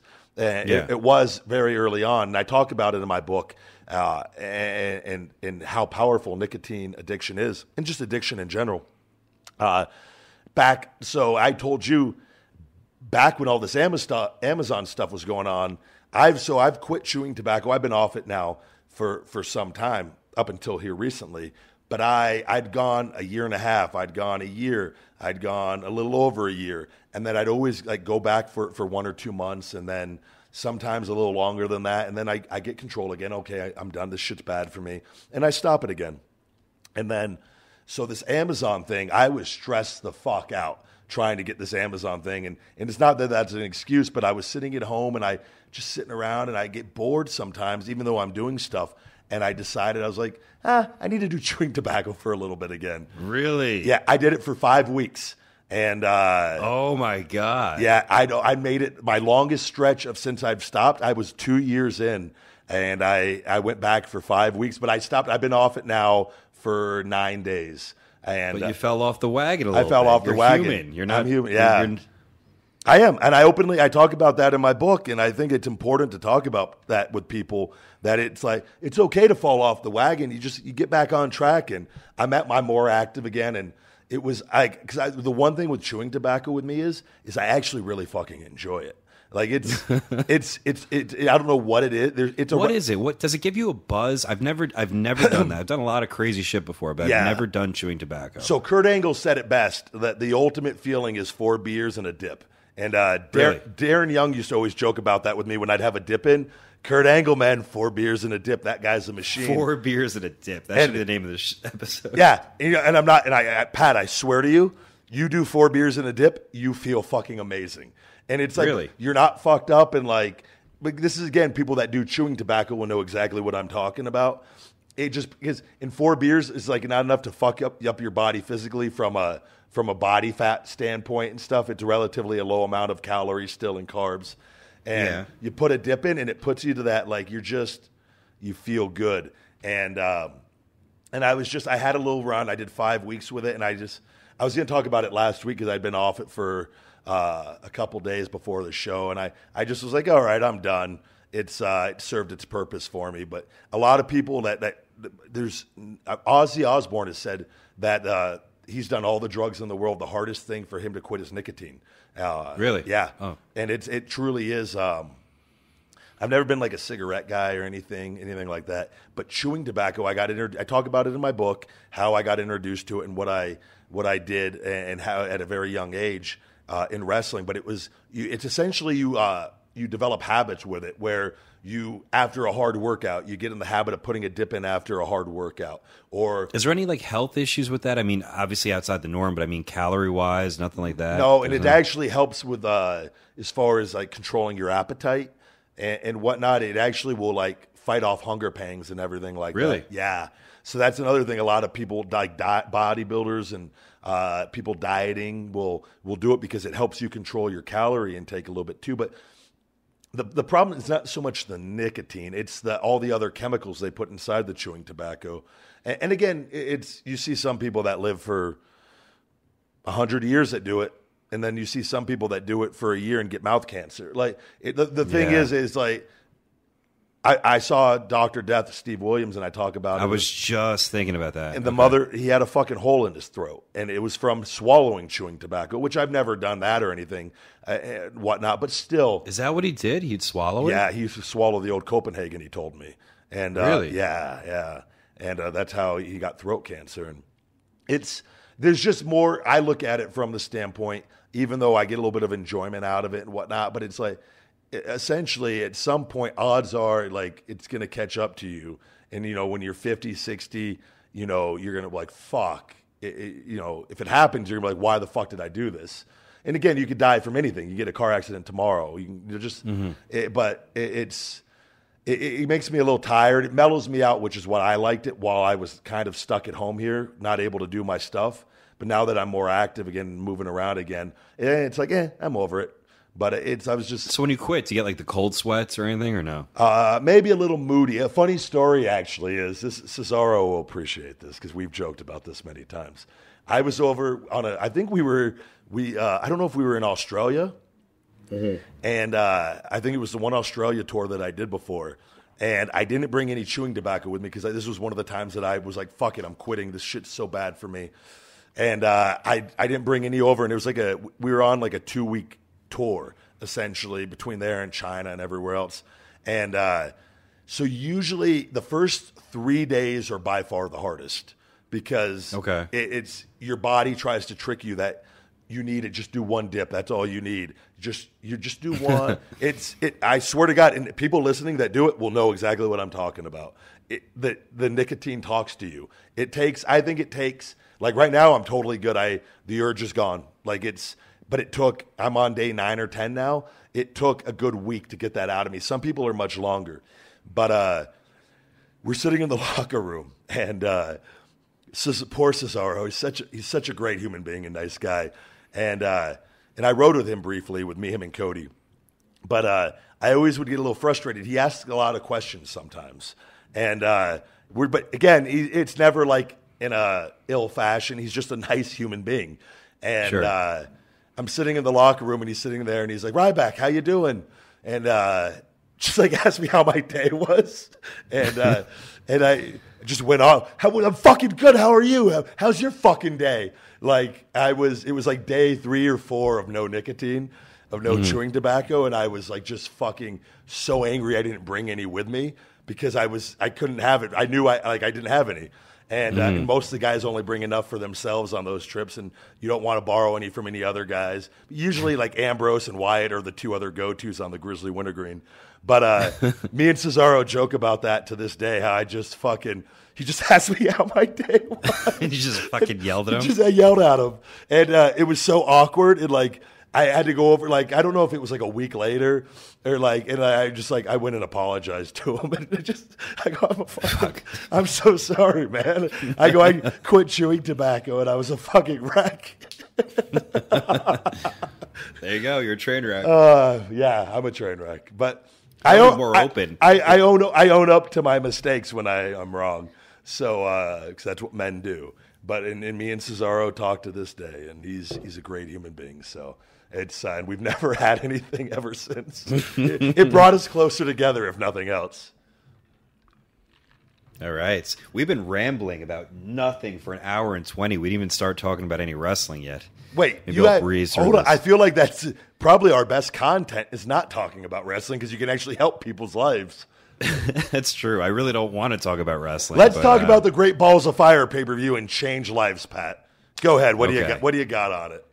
I got nothing on the Great Balls of Fire. I mean, I saw it, but what was your take on it? What from Great Balls of Fire did you like or not like? I only watched the last the Braun Roman match and then the impromptu Heath Hawkins match, which they didn't even show the finish. They're just you hear the bell ring while they're in the back showing the ambulance situation. And you hear winner of the match, Heath Slater, which I think is that a first time ever that a finish has gone down on a pay-per-view and they don't even cut back to the ring, or they're just showing an entirely different thing. Like has to. I really felt bad for those guys because I feel like at least cut back and give him his fucking moment of glory. Well, I'm sure that was main event of the pay-per-view. They did. You know? And again, everything's done for a reason to bring the crowd back down, and just it's a filler match. But I'm sure that was planned out the entire time to have that like 100%. And like it's like, God, give him a little camera shot at least. But I liked what I really liked? I liked the Joe Brock match. That again, it just goes. Oh yeah, sure. I think it and it doesn't hurt Joe at all. If not, it helps him. He looks like he can physically hang with Brock, and they told a good story. And I like Brock winning with one finisher and keeping his finish strong. And it looked like Joe was going to get him at multiple times in there. And they, you don't have to do 30 false finishes to get the right reaction. We also, I think the biggest story this week, which every day, not to delve into dirt here, but it's just been right in our face, has been the Alberto Page thing going on. So we're not going to talk about any of that going on with them. I don't think that stuff has any business. Whatever goes on in people's personal lives has no business. Nobody knows what's going on. I don't know what's going on. You don't. Nobody does. The one thing I know when you brought that up to me before, and supposedly that woman who it's none of her business. And just think about eat your fucking food, shut the fuck up, and mind your own business. Like whatever's going on is between two people that are in a relationship. People fight. Breaking news: human beings fight. People. They get in arguments. They get in fights. People every single day. Fucking plates are broken and they're fucking cussing and screaming and they at the top of their lungs. And you know what? They make up and either the relationship ends or they fix it. That's what happens. People in relationships arguing. Just the fact they're making it's like breaking news. Paige and Alberto get in an argument. It's fucking. It blows my mind. I can't talk about anything because I don't know about anything going on in their lives. And it's whatever's going on is between them. And I only think that woman who's involved should just mind your own fucking business, you fat fuck. But also, maybe she's coming from a place that she thought that maybe it just seemed like, I don't know, man. Maybe she thought she was doing her good Samaritan duty. It's not being portrayed that way. There's so many. All I'm saying is by far, it's incredibly interesting. Every single day, there's something coming out, and nobody knows the real story, and they've yet to really review or reveal what. Maybe by the time this podcast comes out, maybe the cops will, but nobody knows what the fuck is going on. Yeah, so that's what I'm saying. There's no facts being presented, so there's nothing to comment about. I like both of them. They both treated me very well throughout my career, so I wish them the best, and I'm sure people get in arguments all day long. There's no news to report there until they do report something. We have no business commenting on it. AJ Styles is a champion after winning the belts or U.S. title on a house show, which hasn't been done in a while at Madison Square Garden, which is kind of against the grain, but it used to happen frequent enough in WWE, but it hasn't happened in a while. Do you know the last time that happened? No, I could probably look that up with the old Google machine. I have no clue. I bet Conrad would know that off the top of his head. He probably would have. I'm sorry. That's all I wanted to get out of that. That's the only reason why I put that on there is to put that zing in there. That's what it was? Yeah. I'm not going to look this up anymore. No, please. I want you, please. I would like to know. Because Backlund obviously dropped the title to Diesel back in the day.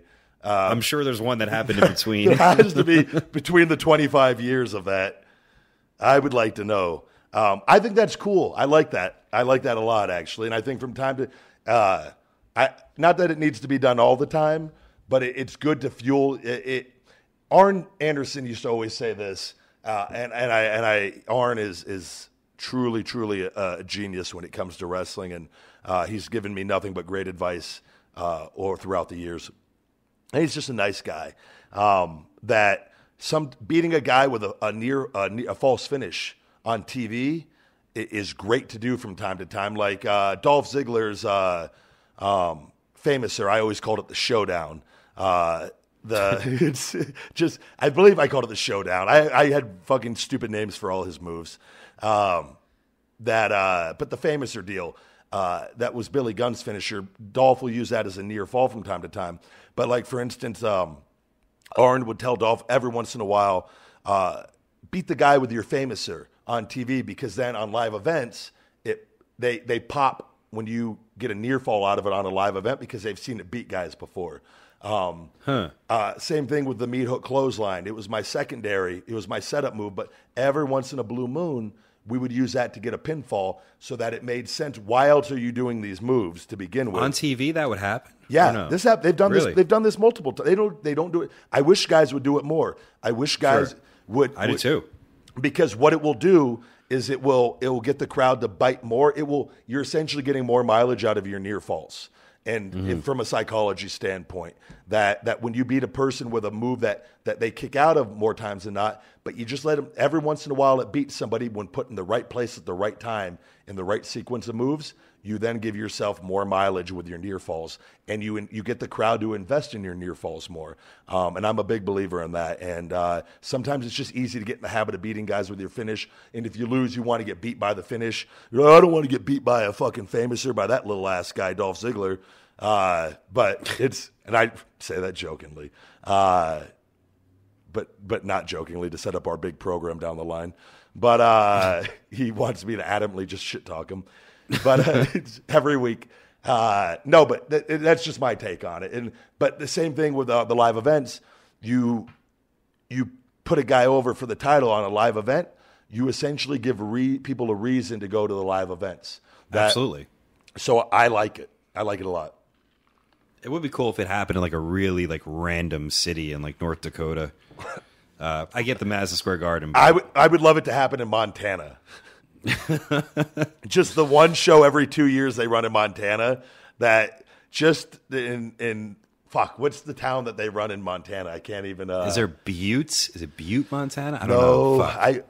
Fuck. I can't remember. Killings or Hillings? I don't know. It was. I know it, but I don't know it. It's. Damn it! I wish I could. Brock loses title in Montana. Just would be great. Like Heath Slater, just fucking pop the town. That town sells out for the rest of your live events ever run in Montana. I was looking. Apparently, dude, it doesn't. There's no list of that, or at least I can't find it. Maybe Conrad can, but they had an NXT twice. Conrad, recently. can you please announce this information on your next show? Joe won the title on a house show in NXT, and so did Nakamura. Okay, those are the last two. I don't see anything from like 1998 ones. So I don't see anything recently. Diesel, the last one? No, that was 94. So there was. God, I'm pretty bad with the list. It's going to take too much time. I need a new computer, guys. So it's not working out very well. I know what to get you now for your birthday. What else do we have here that happened in the world of wrestling? I know that I was going to say weed is now legal in Nevada. Are you for recreational partaking? use? No, I'm not. But I've never been a big pothead. But I've tried it multiple times throughout my life. But I actually, though, the recreational shops, there's one that just opened like 8 minutes down the road from my house. And, but I've heard my buddy, I saw my powerlifting buddy, Brandon Allen, this big fucking strong motherfucker. I saw him and his wife coming out of the tanning salon the other day. And then I followed in shortly thereafter. The poor girl's probably wondering what the hell's going on with all these people, larger human beings coming in there for the day. But he was the one that told me about it, that because he likes to partake quite regularly in that stuff. And it's he actually gave me a bottle of the gummy bears before. That you actually tried one with me here during Christmas. I don't know what you're talking about. It was it's now legal here, Pat, so you have no shame. Dude, no. Do you know that was a really horrible experience? I don't know if I ever told you that. No, you never. I had the time of my life on that. So New Year's Eve, we go over, or the night before. The UFC fights were on. I got the UFC fights, and we had Buffalo Wild Wings here. Yeah. So I'm like, I'll try a gummy bear. That sounds cool. And we had a few drinks and gummy bears, I believe, in a gummy bear each. I partaked, and maybe the person I was there with partaked as well. And we went to it didn't kick in at first, but I remember going to bed like 2 hours later. We're like, I don't feel anything.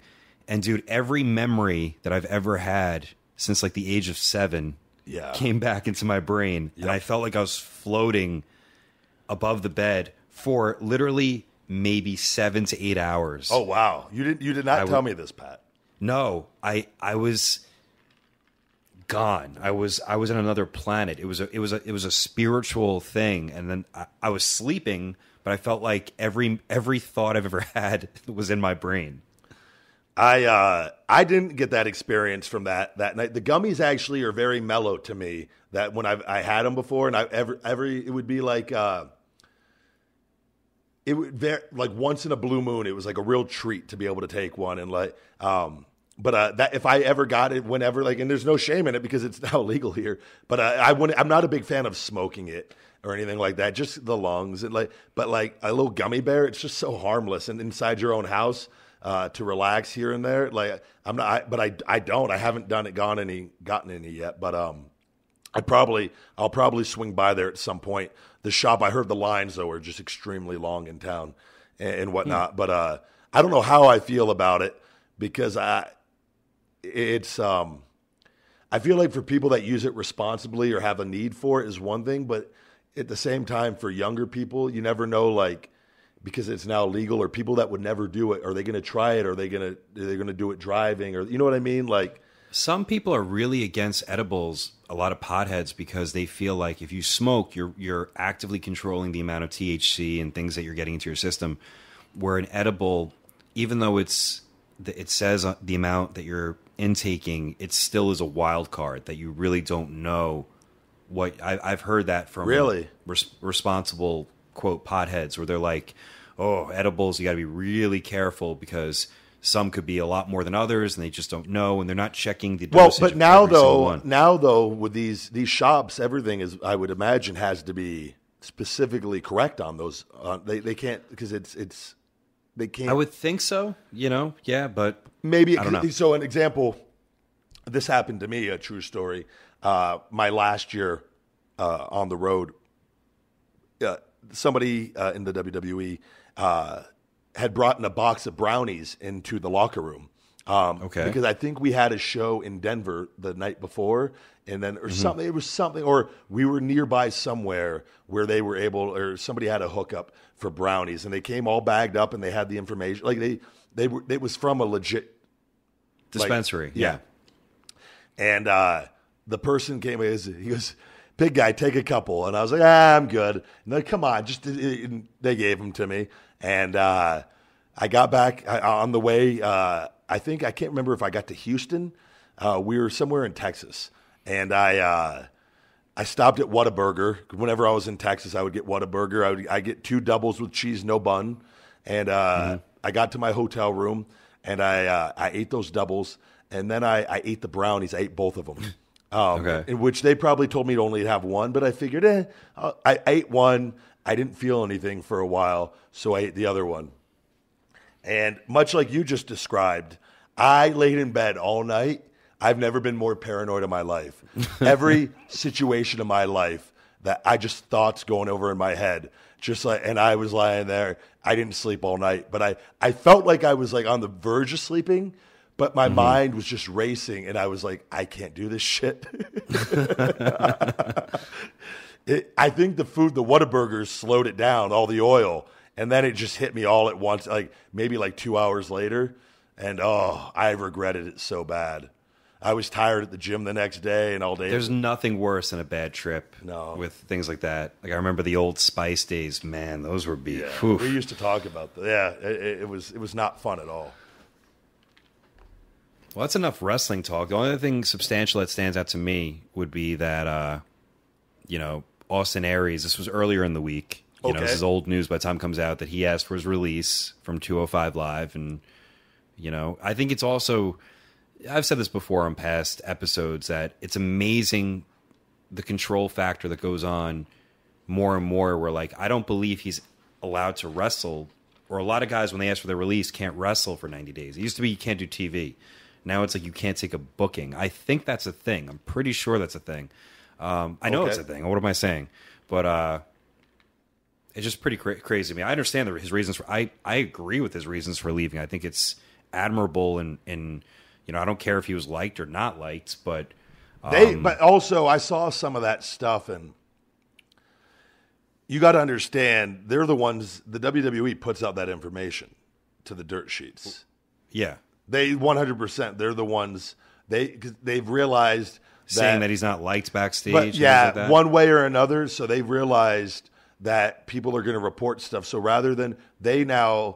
They control these fucking marks that report all this shit, so to make sure that they can put out lies if they want to put out, because these marks, whoever the fuck these dirt sheet reporters, they need any bit of dirt, like, and we get it from this guy here, like they control what they put out. And so if Austin, who knows what happened? I don't know what happened. If for whatever reason he wasn't happy or he wanted to perhaps be used in more than what he was being presented in. I don't know.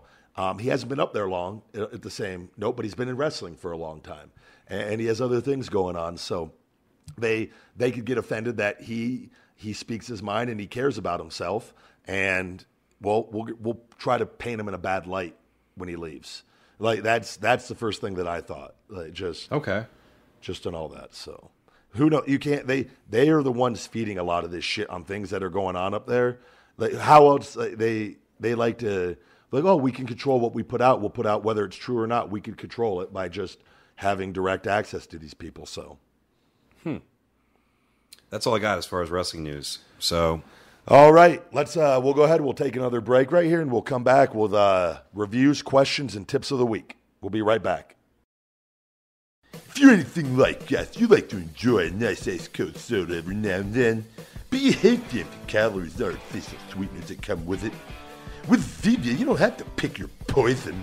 You won't feel awful worrying about the potentially stupid harmful side effects, because with Zevia, there are none.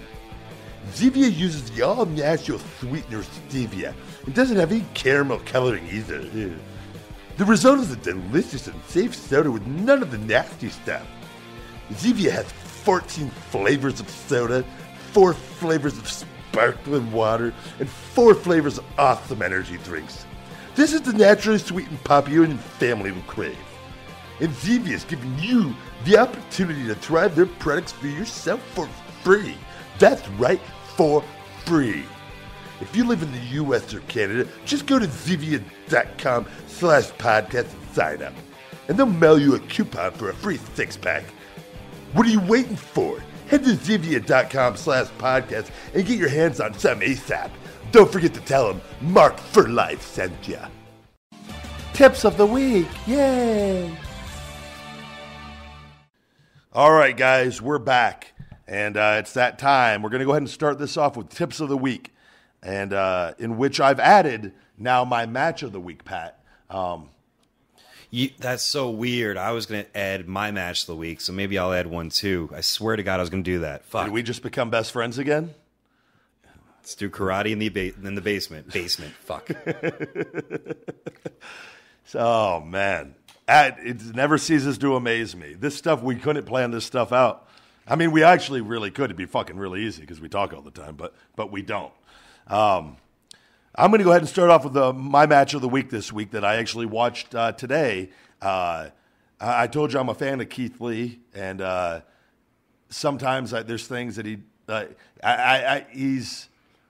This one I thought he performed very well in from a psychology standpoint also, that they didn't throw too much away in this one. It was Keith Lee versus Terrell Tempo in Inspire Pro Wrestling, and they put in a little time. It was 20-something minutes long, I believe, and he worked his size against a smaller, quicker guy, and they told a bit of a story in there, and eventually power overcame, like it always should, and he was the victor. So that's my match of the week. What is yours? Well, I taught basics tonight at the Creative Pro Wrestling School, which it was fucking legit. Last 2 days, over 100 degrees in the dojo, and wait, it's now a dojo. I like to refer to it as a dojo. Oh, I like that. Okay, it's a training academy. It's a dojo, but it was. Today was beginner class, and I realized a lot of them didn't have a. There's one match I love watching. It's Benoit versus Eddie from 2003. I think Vengeance. Yeah, and they just do such basic wrestling that's so intense, and I don't. It just everything's perfect. Like it legit is perfect. On that note, just while. There was a match I remember back in the day between Orton and Edge that Dr. Tom would always have us watch from a pay-per-view that was also the same. They did the basics beyond well, and they told a story. Mm-hmm. And I believe, I can't remember the match, but there were a lot of headlock takeovers in it. But it was just everything they did was really, really good, and everything meant something, and they sold everything, and it's stuff like that I really I get where you're coming from on that. It was just little things that were so intense. It makes you forget about, because I don't know. I wonder if there's going to be a time where people get kind of sick of there's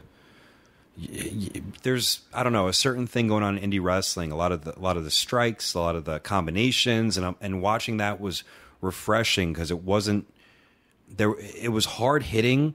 There was a lot of selling. There was a babyface. There was a heel. There was comedy.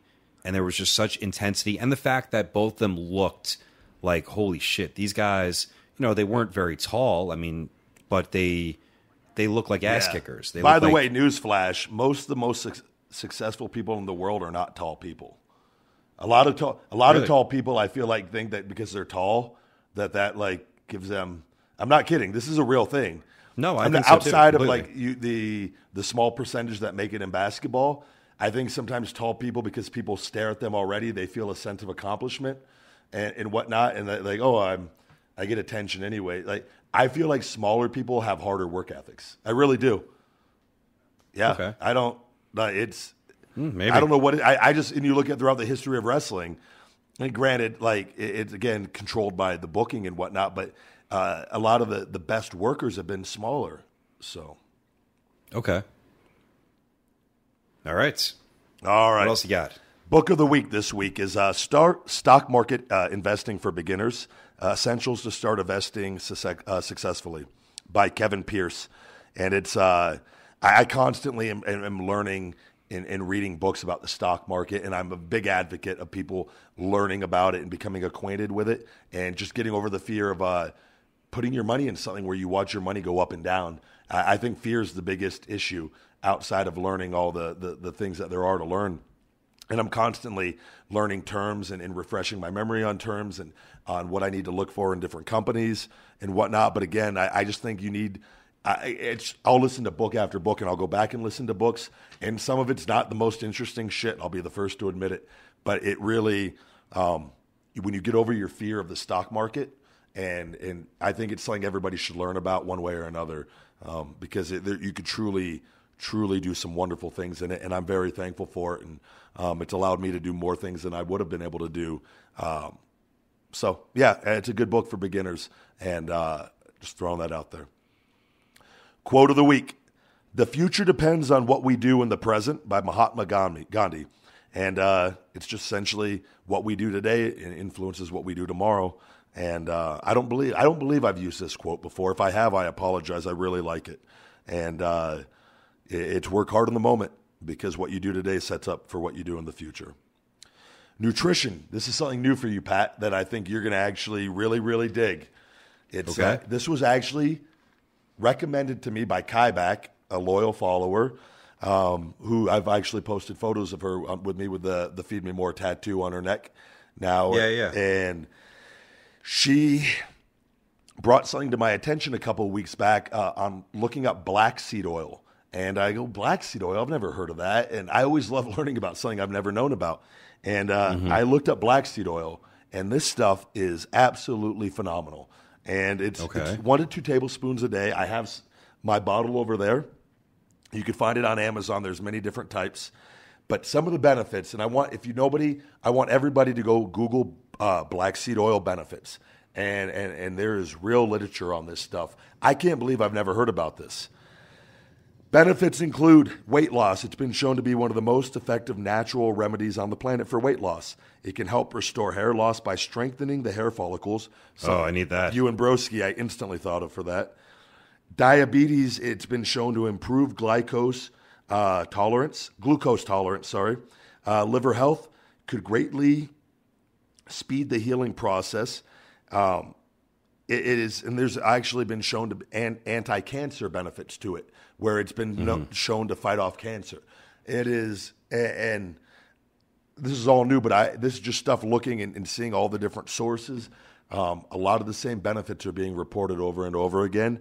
So just again, throwing it out there, I've added 2 tablespoons into my daily diet, and it's very early on, and I've been on it for about a week now. So, but it's Google black seed oil and make the decision for yourself if it's something. I see no harm in giving it a shot. And there's a lot of for infections and staph type stuff. Trent Beretta, with you dealing with maybe the staph in your elbow, I would look into black seed oil.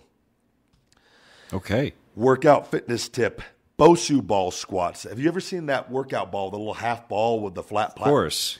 I got one in my gym, and they're at most of the gyms now. I recommend doing Hindu squats on those.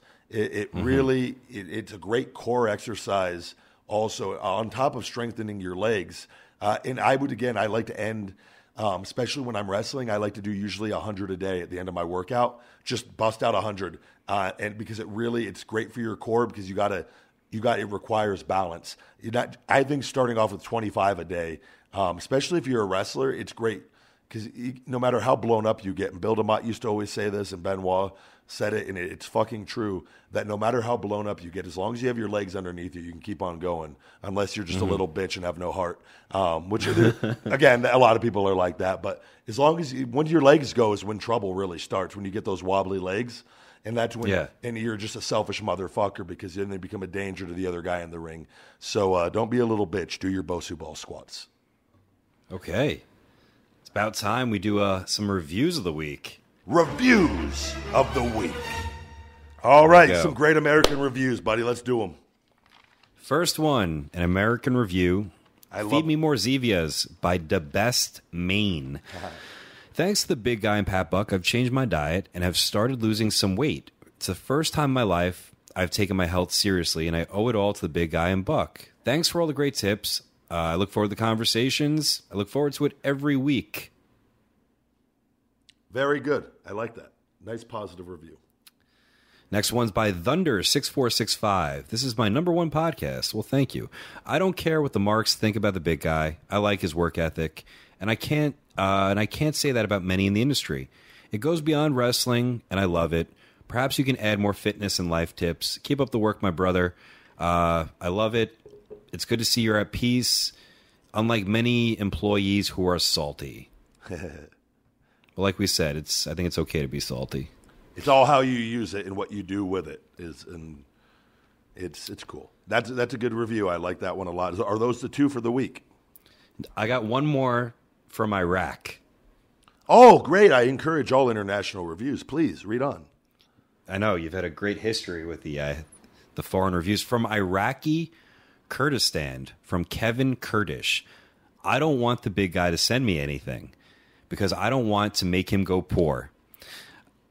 I just want to say that I'm a mark from Iraq, and I didn't know who Pat Buck is, but I'm addicted to him, no homo, and also really hated Ryback back in the days, but now after listening to the podcast, I can't go any Monday without this.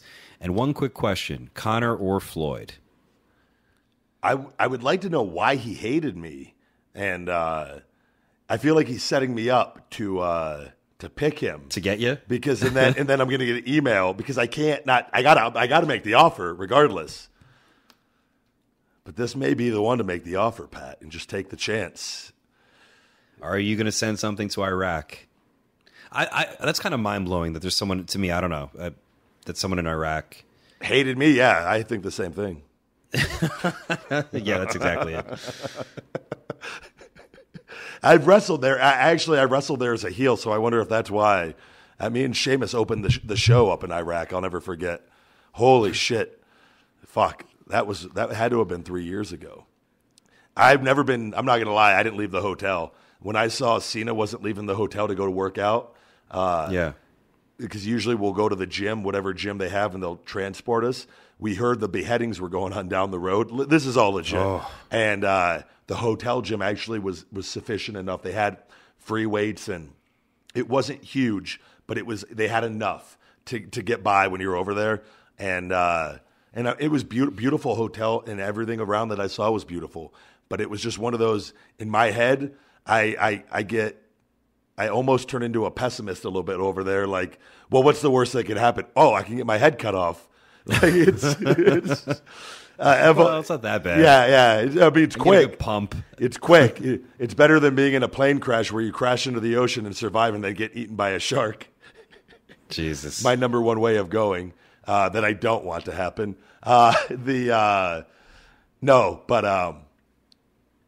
Man, it's a great review. I like people that don't like me listening to it because that's your reasons for not liking me are typically based on character stuff usually. So, you know what? Fuck it, Pat.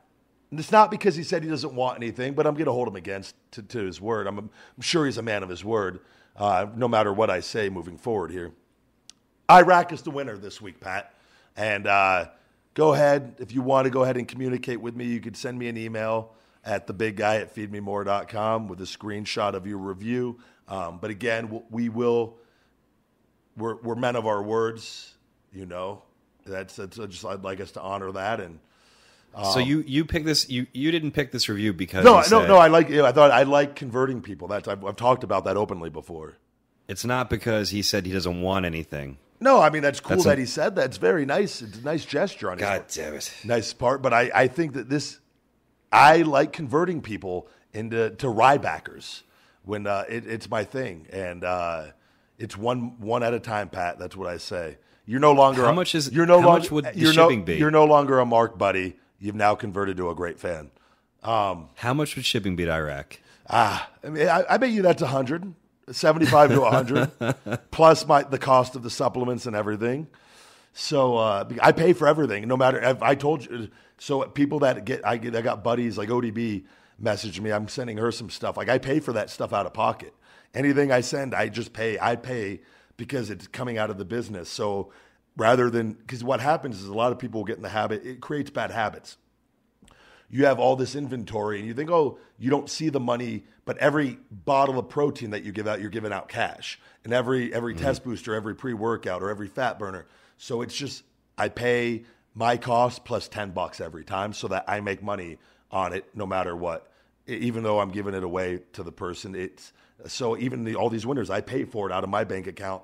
I pay for it before and then I got to pay for the shipping and everything. So it's, but yeah, Iraq's not cheap. So, but thank you for being considerate of that. And you won based on your solid review. Thank you. All right, let's move on to the next part. We got questions. I love questions, Pat. Christopher Vincent, No Sniver Manin on Twitter. When will we get the Pat Cena versus Ryback match? Huh? That's in your hands more than mine, I feel like. Yeah, birthday party coming up soon. Have you done any birthdays recently or no? No, surprisingly, I think I booked one today. I have one coming up at the end of July. We could use the help at Creative Pro New York. Jesus Christ. Wait, hold on. This is for a Creative Pro in the end of July? Well, I can only have birthday parties in my New York facility because it's my building. I can open anytime. I can run whatever hours. So that's the one I like to have the birthday parties at. But it's been a little slow lately. I don't know why. We need to plug the birthdays more on this show, I feel like, because we have enough listeners where I feel like it's... If you want to listen to the birthday party archives, they're in there somewhere. We Eddie, if we could maybe I don't know. So my question to you is, I don't know what I got at the end of July. I know I got Australia and a bunch of other bookings in August coming up. And I don't know, I was waiting till Australia to be my first matches, but and again, the rate is out of the question on this one because it's a whole different scenario. How is it profitable bringing me out there for a birthday party where you don't you know what I mean? Is that doable, or is it like No, it's not, right? You lose. That's what I thought. Like, because flights alone and everything are expensive. I lose everything. Yeah. Okay. Just checking. All right. Next question. You need to ask him if there's a higher fee. You need a checkbox, by the way, on the birthday party thing for Stu Bennett and for Ryback, where there's additional fees that you can afford to bring us out there. The only birthday party we've booked someone has been Nikolai Volkov and Arn Anderson.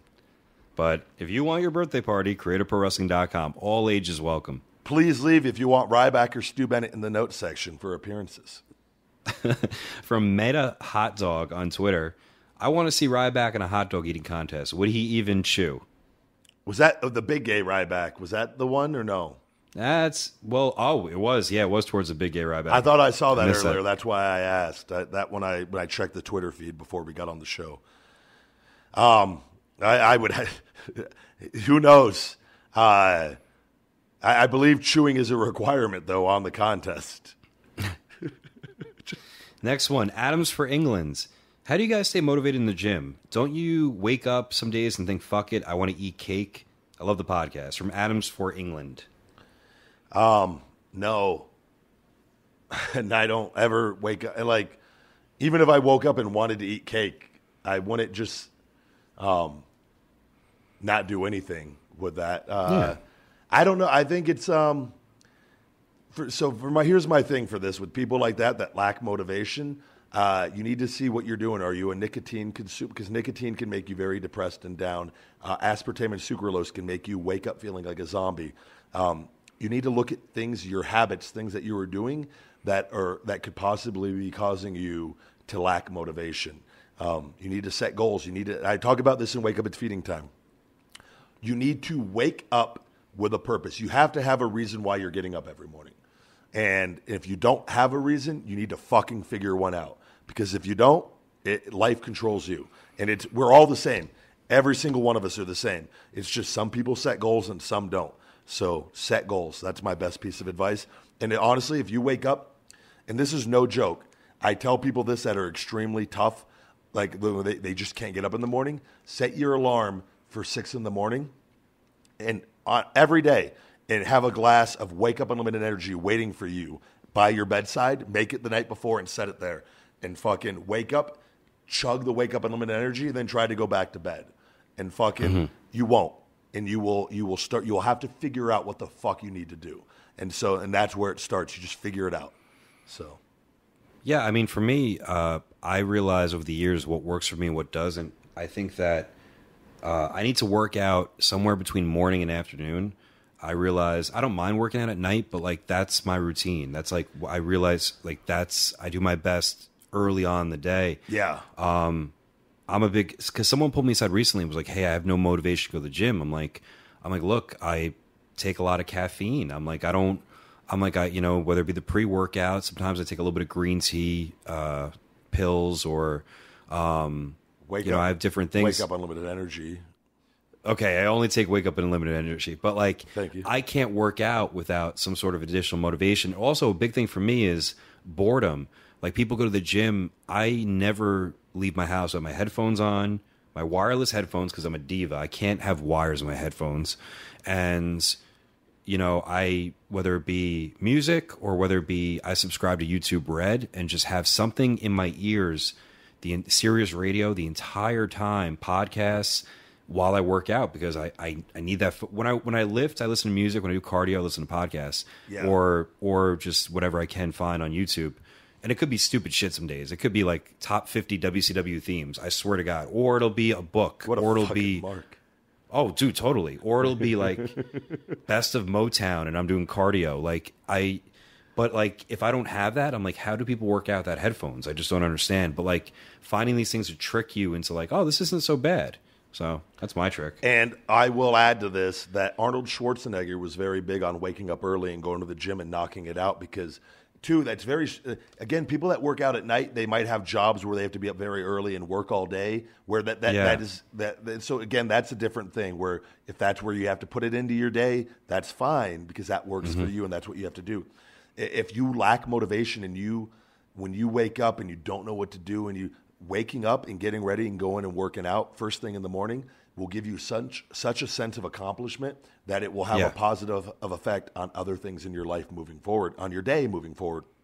And I talk like not just the wake up unlimited energy. It works and it's natural and it's great but there's whether it's a fucking cup of coffee from McDonald's or Starbucks or go get up, shower, take a hot fucking shower or a cold shower. A cold shower will wake your ass up every time, and then switch it over to hot and get yourself ready and go work out and get a little coffee, get a little caffeine in you, a little wake up unlimited energy, whatever, and just go be productive. Get a workout plan and start your day because it will trigger other things after that. So,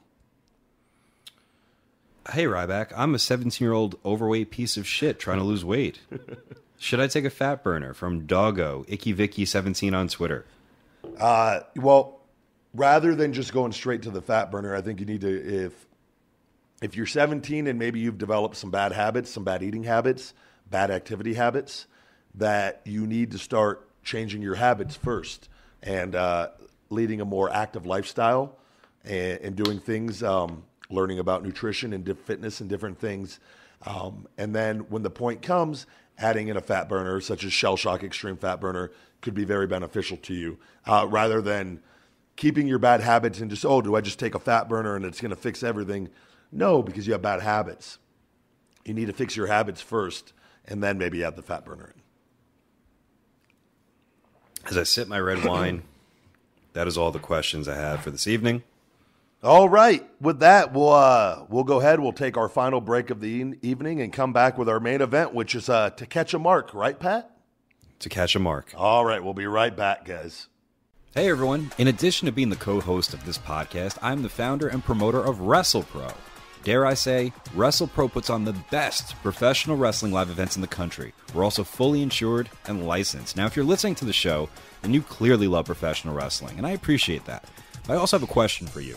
Would you like professional wrestling in your area, maybe in your hometown, your high school, your college, your civic center, your stadium, whatever you want? If you're a civic group, a sports team, a fire department, a police department, if you have a corporate event, a festival, any group that is looking to raise funds or put on an entertaining show, WrestlePro is your promotion. This is not your regular wrestling show. Just in the last year, WrestlePro has brought in incredible talent such as Terry Funk, DDP, Booker T, Ryback, Cody Rhodes, Hornswoggle, Colt Cabana, Brian Cage, Jeff Jarrett, Tommy Dreamer, the Hardy Boys, Scott Steiner, and much, much more. Even the Nature Boy Ric Flair has been with WrestlePro and loves it. Tell him, Nate. It's the Nature Boy. Woo! Ric Flair, WrestlePro, the Nature Boy, signing autographs. Look as only you can look. WrestlePro, be there. Woo, woo, woo, woo. Limousine riding, jet flying. Woo! WrestlePro. Woo! If you're seriously interested, WrestlePro can bring a live wrestling show to your town. A full professional wrestling card complete with talent, 8 matches, sound system, lighting, the works. We design the artwork and posters. We help you sell the tickets. We push all of our events all over our social media. We believe in good repeat business. Packages and prices vary on talent requested and their availability. For more information, contact me directly at WrestleProOnline@yahoo.com or simply check out www.WrestleProOnline.com and you can see our past and upcoming events to get a taste of what WrestlePro is all about. I hope to hear from you soon. Ladies and gentlemen, the following segment is your main event of the podcast. Welcome to the debut of To Catch a Mark. Mark Furlife is a 28-year-old unemployed, morbidly obese man who lives in his mother's basement. He is a professional wrestling fan, or so he claims, but if you follow his Twitter at ALOFOKE978, yes, this is a real account, he's been moonlighting as a critical wrestling fan, attacking performers in the industry. He feels that all he knows is the end-all be-all of professional wrestling opinions, and he must praise his fellow Bullet Club members, Kevin Owens, and anyone he deems worthy. He has 15,000 tweets, most attacking professional wrestlers. We've asked our female decoy to engage this cretin on Twitter and has a username FightForeverGal in an attempt to get inside the mind of Mr. Furlife and perhaps apprehend him to rehabilitate him and put him down a pit of spikes. I see you like wrestling. I love wrestling. Wait, you're a female that likes wrestling? I sure do. I like your Bullet Club shirt. Too sweet me, bro. Whoa. I've never talked to a female before. I just spend my time complimenting women wrestlers while touching myself. We should go to a show sometime. Can you drive? I'm 28, but my mom says I'm not ready to drive yet. Oh, just come over. We could watch some WWE. WWE sucks. New Japan Pro Wrestling, or PWG, that's it. I'll bring some tapes. Mom will drop me off after she's done drinking. Moments later, Mr. Furlife appears at our decoy's home wearing a 4X KO shirt. He also hasn't showered in 2 days.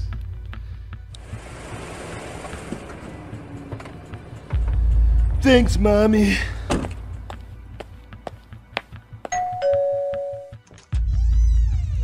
Hello? Are you there? I'm so excited. Come on in. I'm just practicing my super kicks. I'll be down in a minute. Did you bring the stuff? Yep. 2 bags of McDonald's and the latest PWG DVD. Hello, Mark. Sit down. Apparently we have a lot to talk about. Whoa. Hey, man. It's a nice t-shirt you got on. So who are you? Do you want to explain yourself? Who are you? Who are you? And who did you come to see?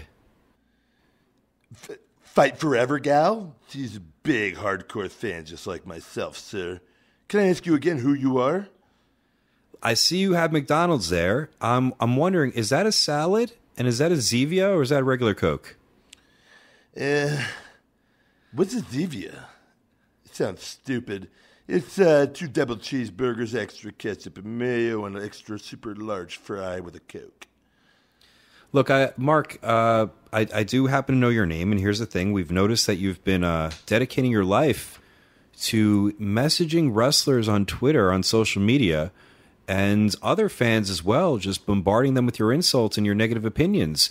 Does the name ALOFOKE978 sound familiar? It's my Twitter account, sir.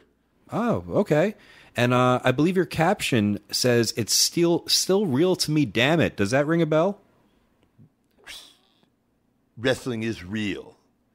Well, we have a record of your online tweets, and you have over 15,000 tweets. Do you have any other hobbies? Sir, you still haven't answered. Who are you? Well, let's talk about you a little bit more. It says that Kenny Omega is your spirit animal. Is that correct, Mr. Furlife? The man is a god. I'm not even going to lie. If I was gay, I would totally suck his dick. All right. And it also says the Young Bucks are awesome and that it's a super kick party every day of your life. What does that mean exactly? Why don't you stand up and I'll show you? Oh, listen. Please stay seated. The whole reason why we're here, I'm just wondering that you're actually putting these messages. Those were relatively positive, but then we get some ones that say fire James Ellsworth. What a piece of shit. There's a guy. What the fuck is he doing on WWE roster? Who did he ever beat? See, I think you might be caught up in the storyline, but then I read that in your tweet it He's says... a fucking loser. The guy never wins. He's a piece of shit. It does say literally fire him. He does not deserve to make money. Fire him now. You do realize that he's a real person. Doesn't even deserve to serve me my McDonald's.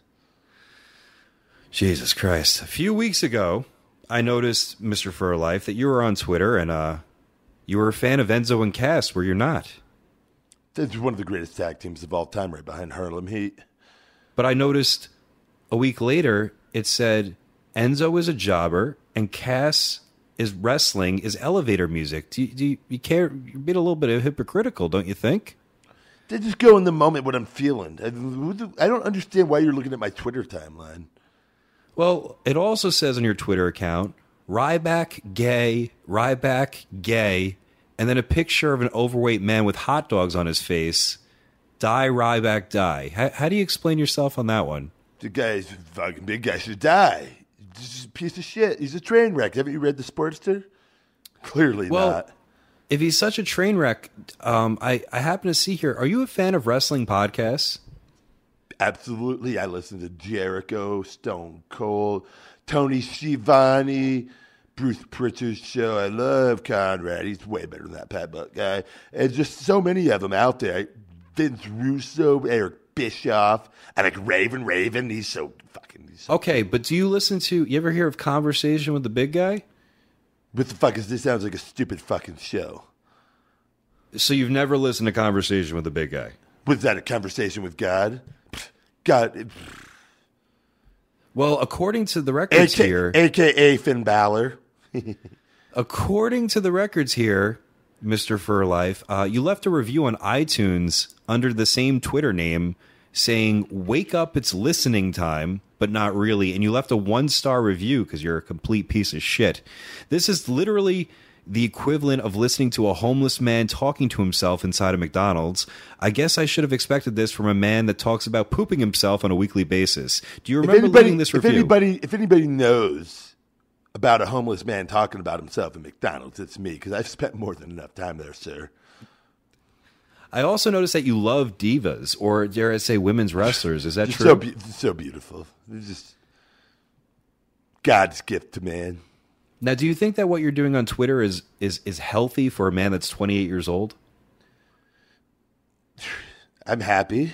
Well, I noticed you had Lana, heart emoji, eggplant emoji. Rusev's such a piece of shit. Rusev doesn't deserve to be with her. I'm just going to say that right now. Okay, and then I noticed 1 hour ago you posted a tweet saying the air conditioning is on high, and it was a picture of Mickie James with hard nipples. Now, does that seem appropriate to you? She's a mother and a wife, and you're a grown man living in your basement. Do you think that's okay to put out there? My Christian religion tells me that I could do no wrong. Jesus loves me. All right. I'm a man of God, man of Christ, man of Finn Balor. Mark, I've met a lot of people before, but you might take the cake. How would you feel if I said... Wait, is Fight Forever gal heel or not? I know I heard I was... She's not here. What the fuck is going on? Unfortunately, Mark, I have to remind you that how do you feel about me saying I think you're a complete fucking waste of life? Does that bother you? Everyone has their opinion. Now, what if I said... Opinions are like assholes. Everybody has one. Now, what if I said I think your mother is a complete whore and she should have never had you and you're an abomination in life? How does that make you feel? Probably right on. What if I said, Mark, that what is a Finn Balor? I don't really get it. What are you talking about? What's there not to get? God. I mean, the guy calls himself a Demon King. I don't know. I don't understand it. Well, what the fuck is a Demon King? Pretty simple. He's a Demon King. He's just Finn Balor. I don't know. I see a 180-pound guy that's in pretty decent shape that paints himself up like an asshole and wears a leather jacket and does some movements. That's what I see. What did you say? I said it's a good-looking, Irish man that just paints himself and very good-looking. And just does a little, couple moves and gyrations, and people think he's the cat's meow. Take that back. I'm not going to take that back, Mark. Did you just super kick me? Mark, you do know that's not a real maneuver. It's just noise and a fake kick. Didn't get quite as high as they want. I'm not as flexible as I thought. Oh my God, ladies and gentlemen, Mark for Life apparently has decided to jump through a window. He thought it was made of the same stuff he saw on television. After this meeting, he was apprehended and taken to Twitter jail. And officially here on the Conversation with the Big Guy podcast, we have caught our first Mark. All right. Wow. That is incredible, ladies and gentlemen, that just happened on this podcast. With that said, Mr. Buck, is there anything you would like to close with on tonight's episode? You can follow me on all platforms. Buck Never Stops. And, of course, the show's podcast now at CWT PG. BG. I am Ryback 22. I am Ryback 22 on Twitter. The Big Guy Ryback 22 on Instagram. And Ryback 247 on Snapchat. Thank you guys for listening very much. You have just listened to another episode of Conversation with the Big Guy.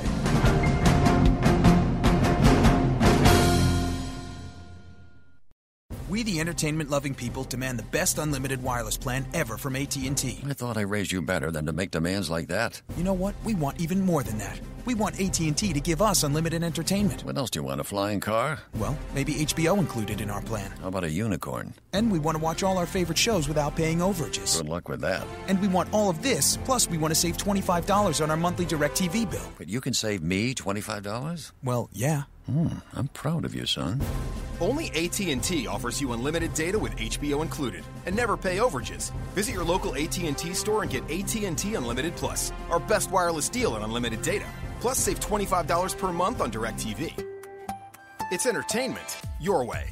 After 22 gigabytes of data usage, AT&T may slow speeds. Plan includes stream saver and videos will stream in standard definition unless you turn it off. $25 DirecTV savings requires AT&T Unlimited Plus.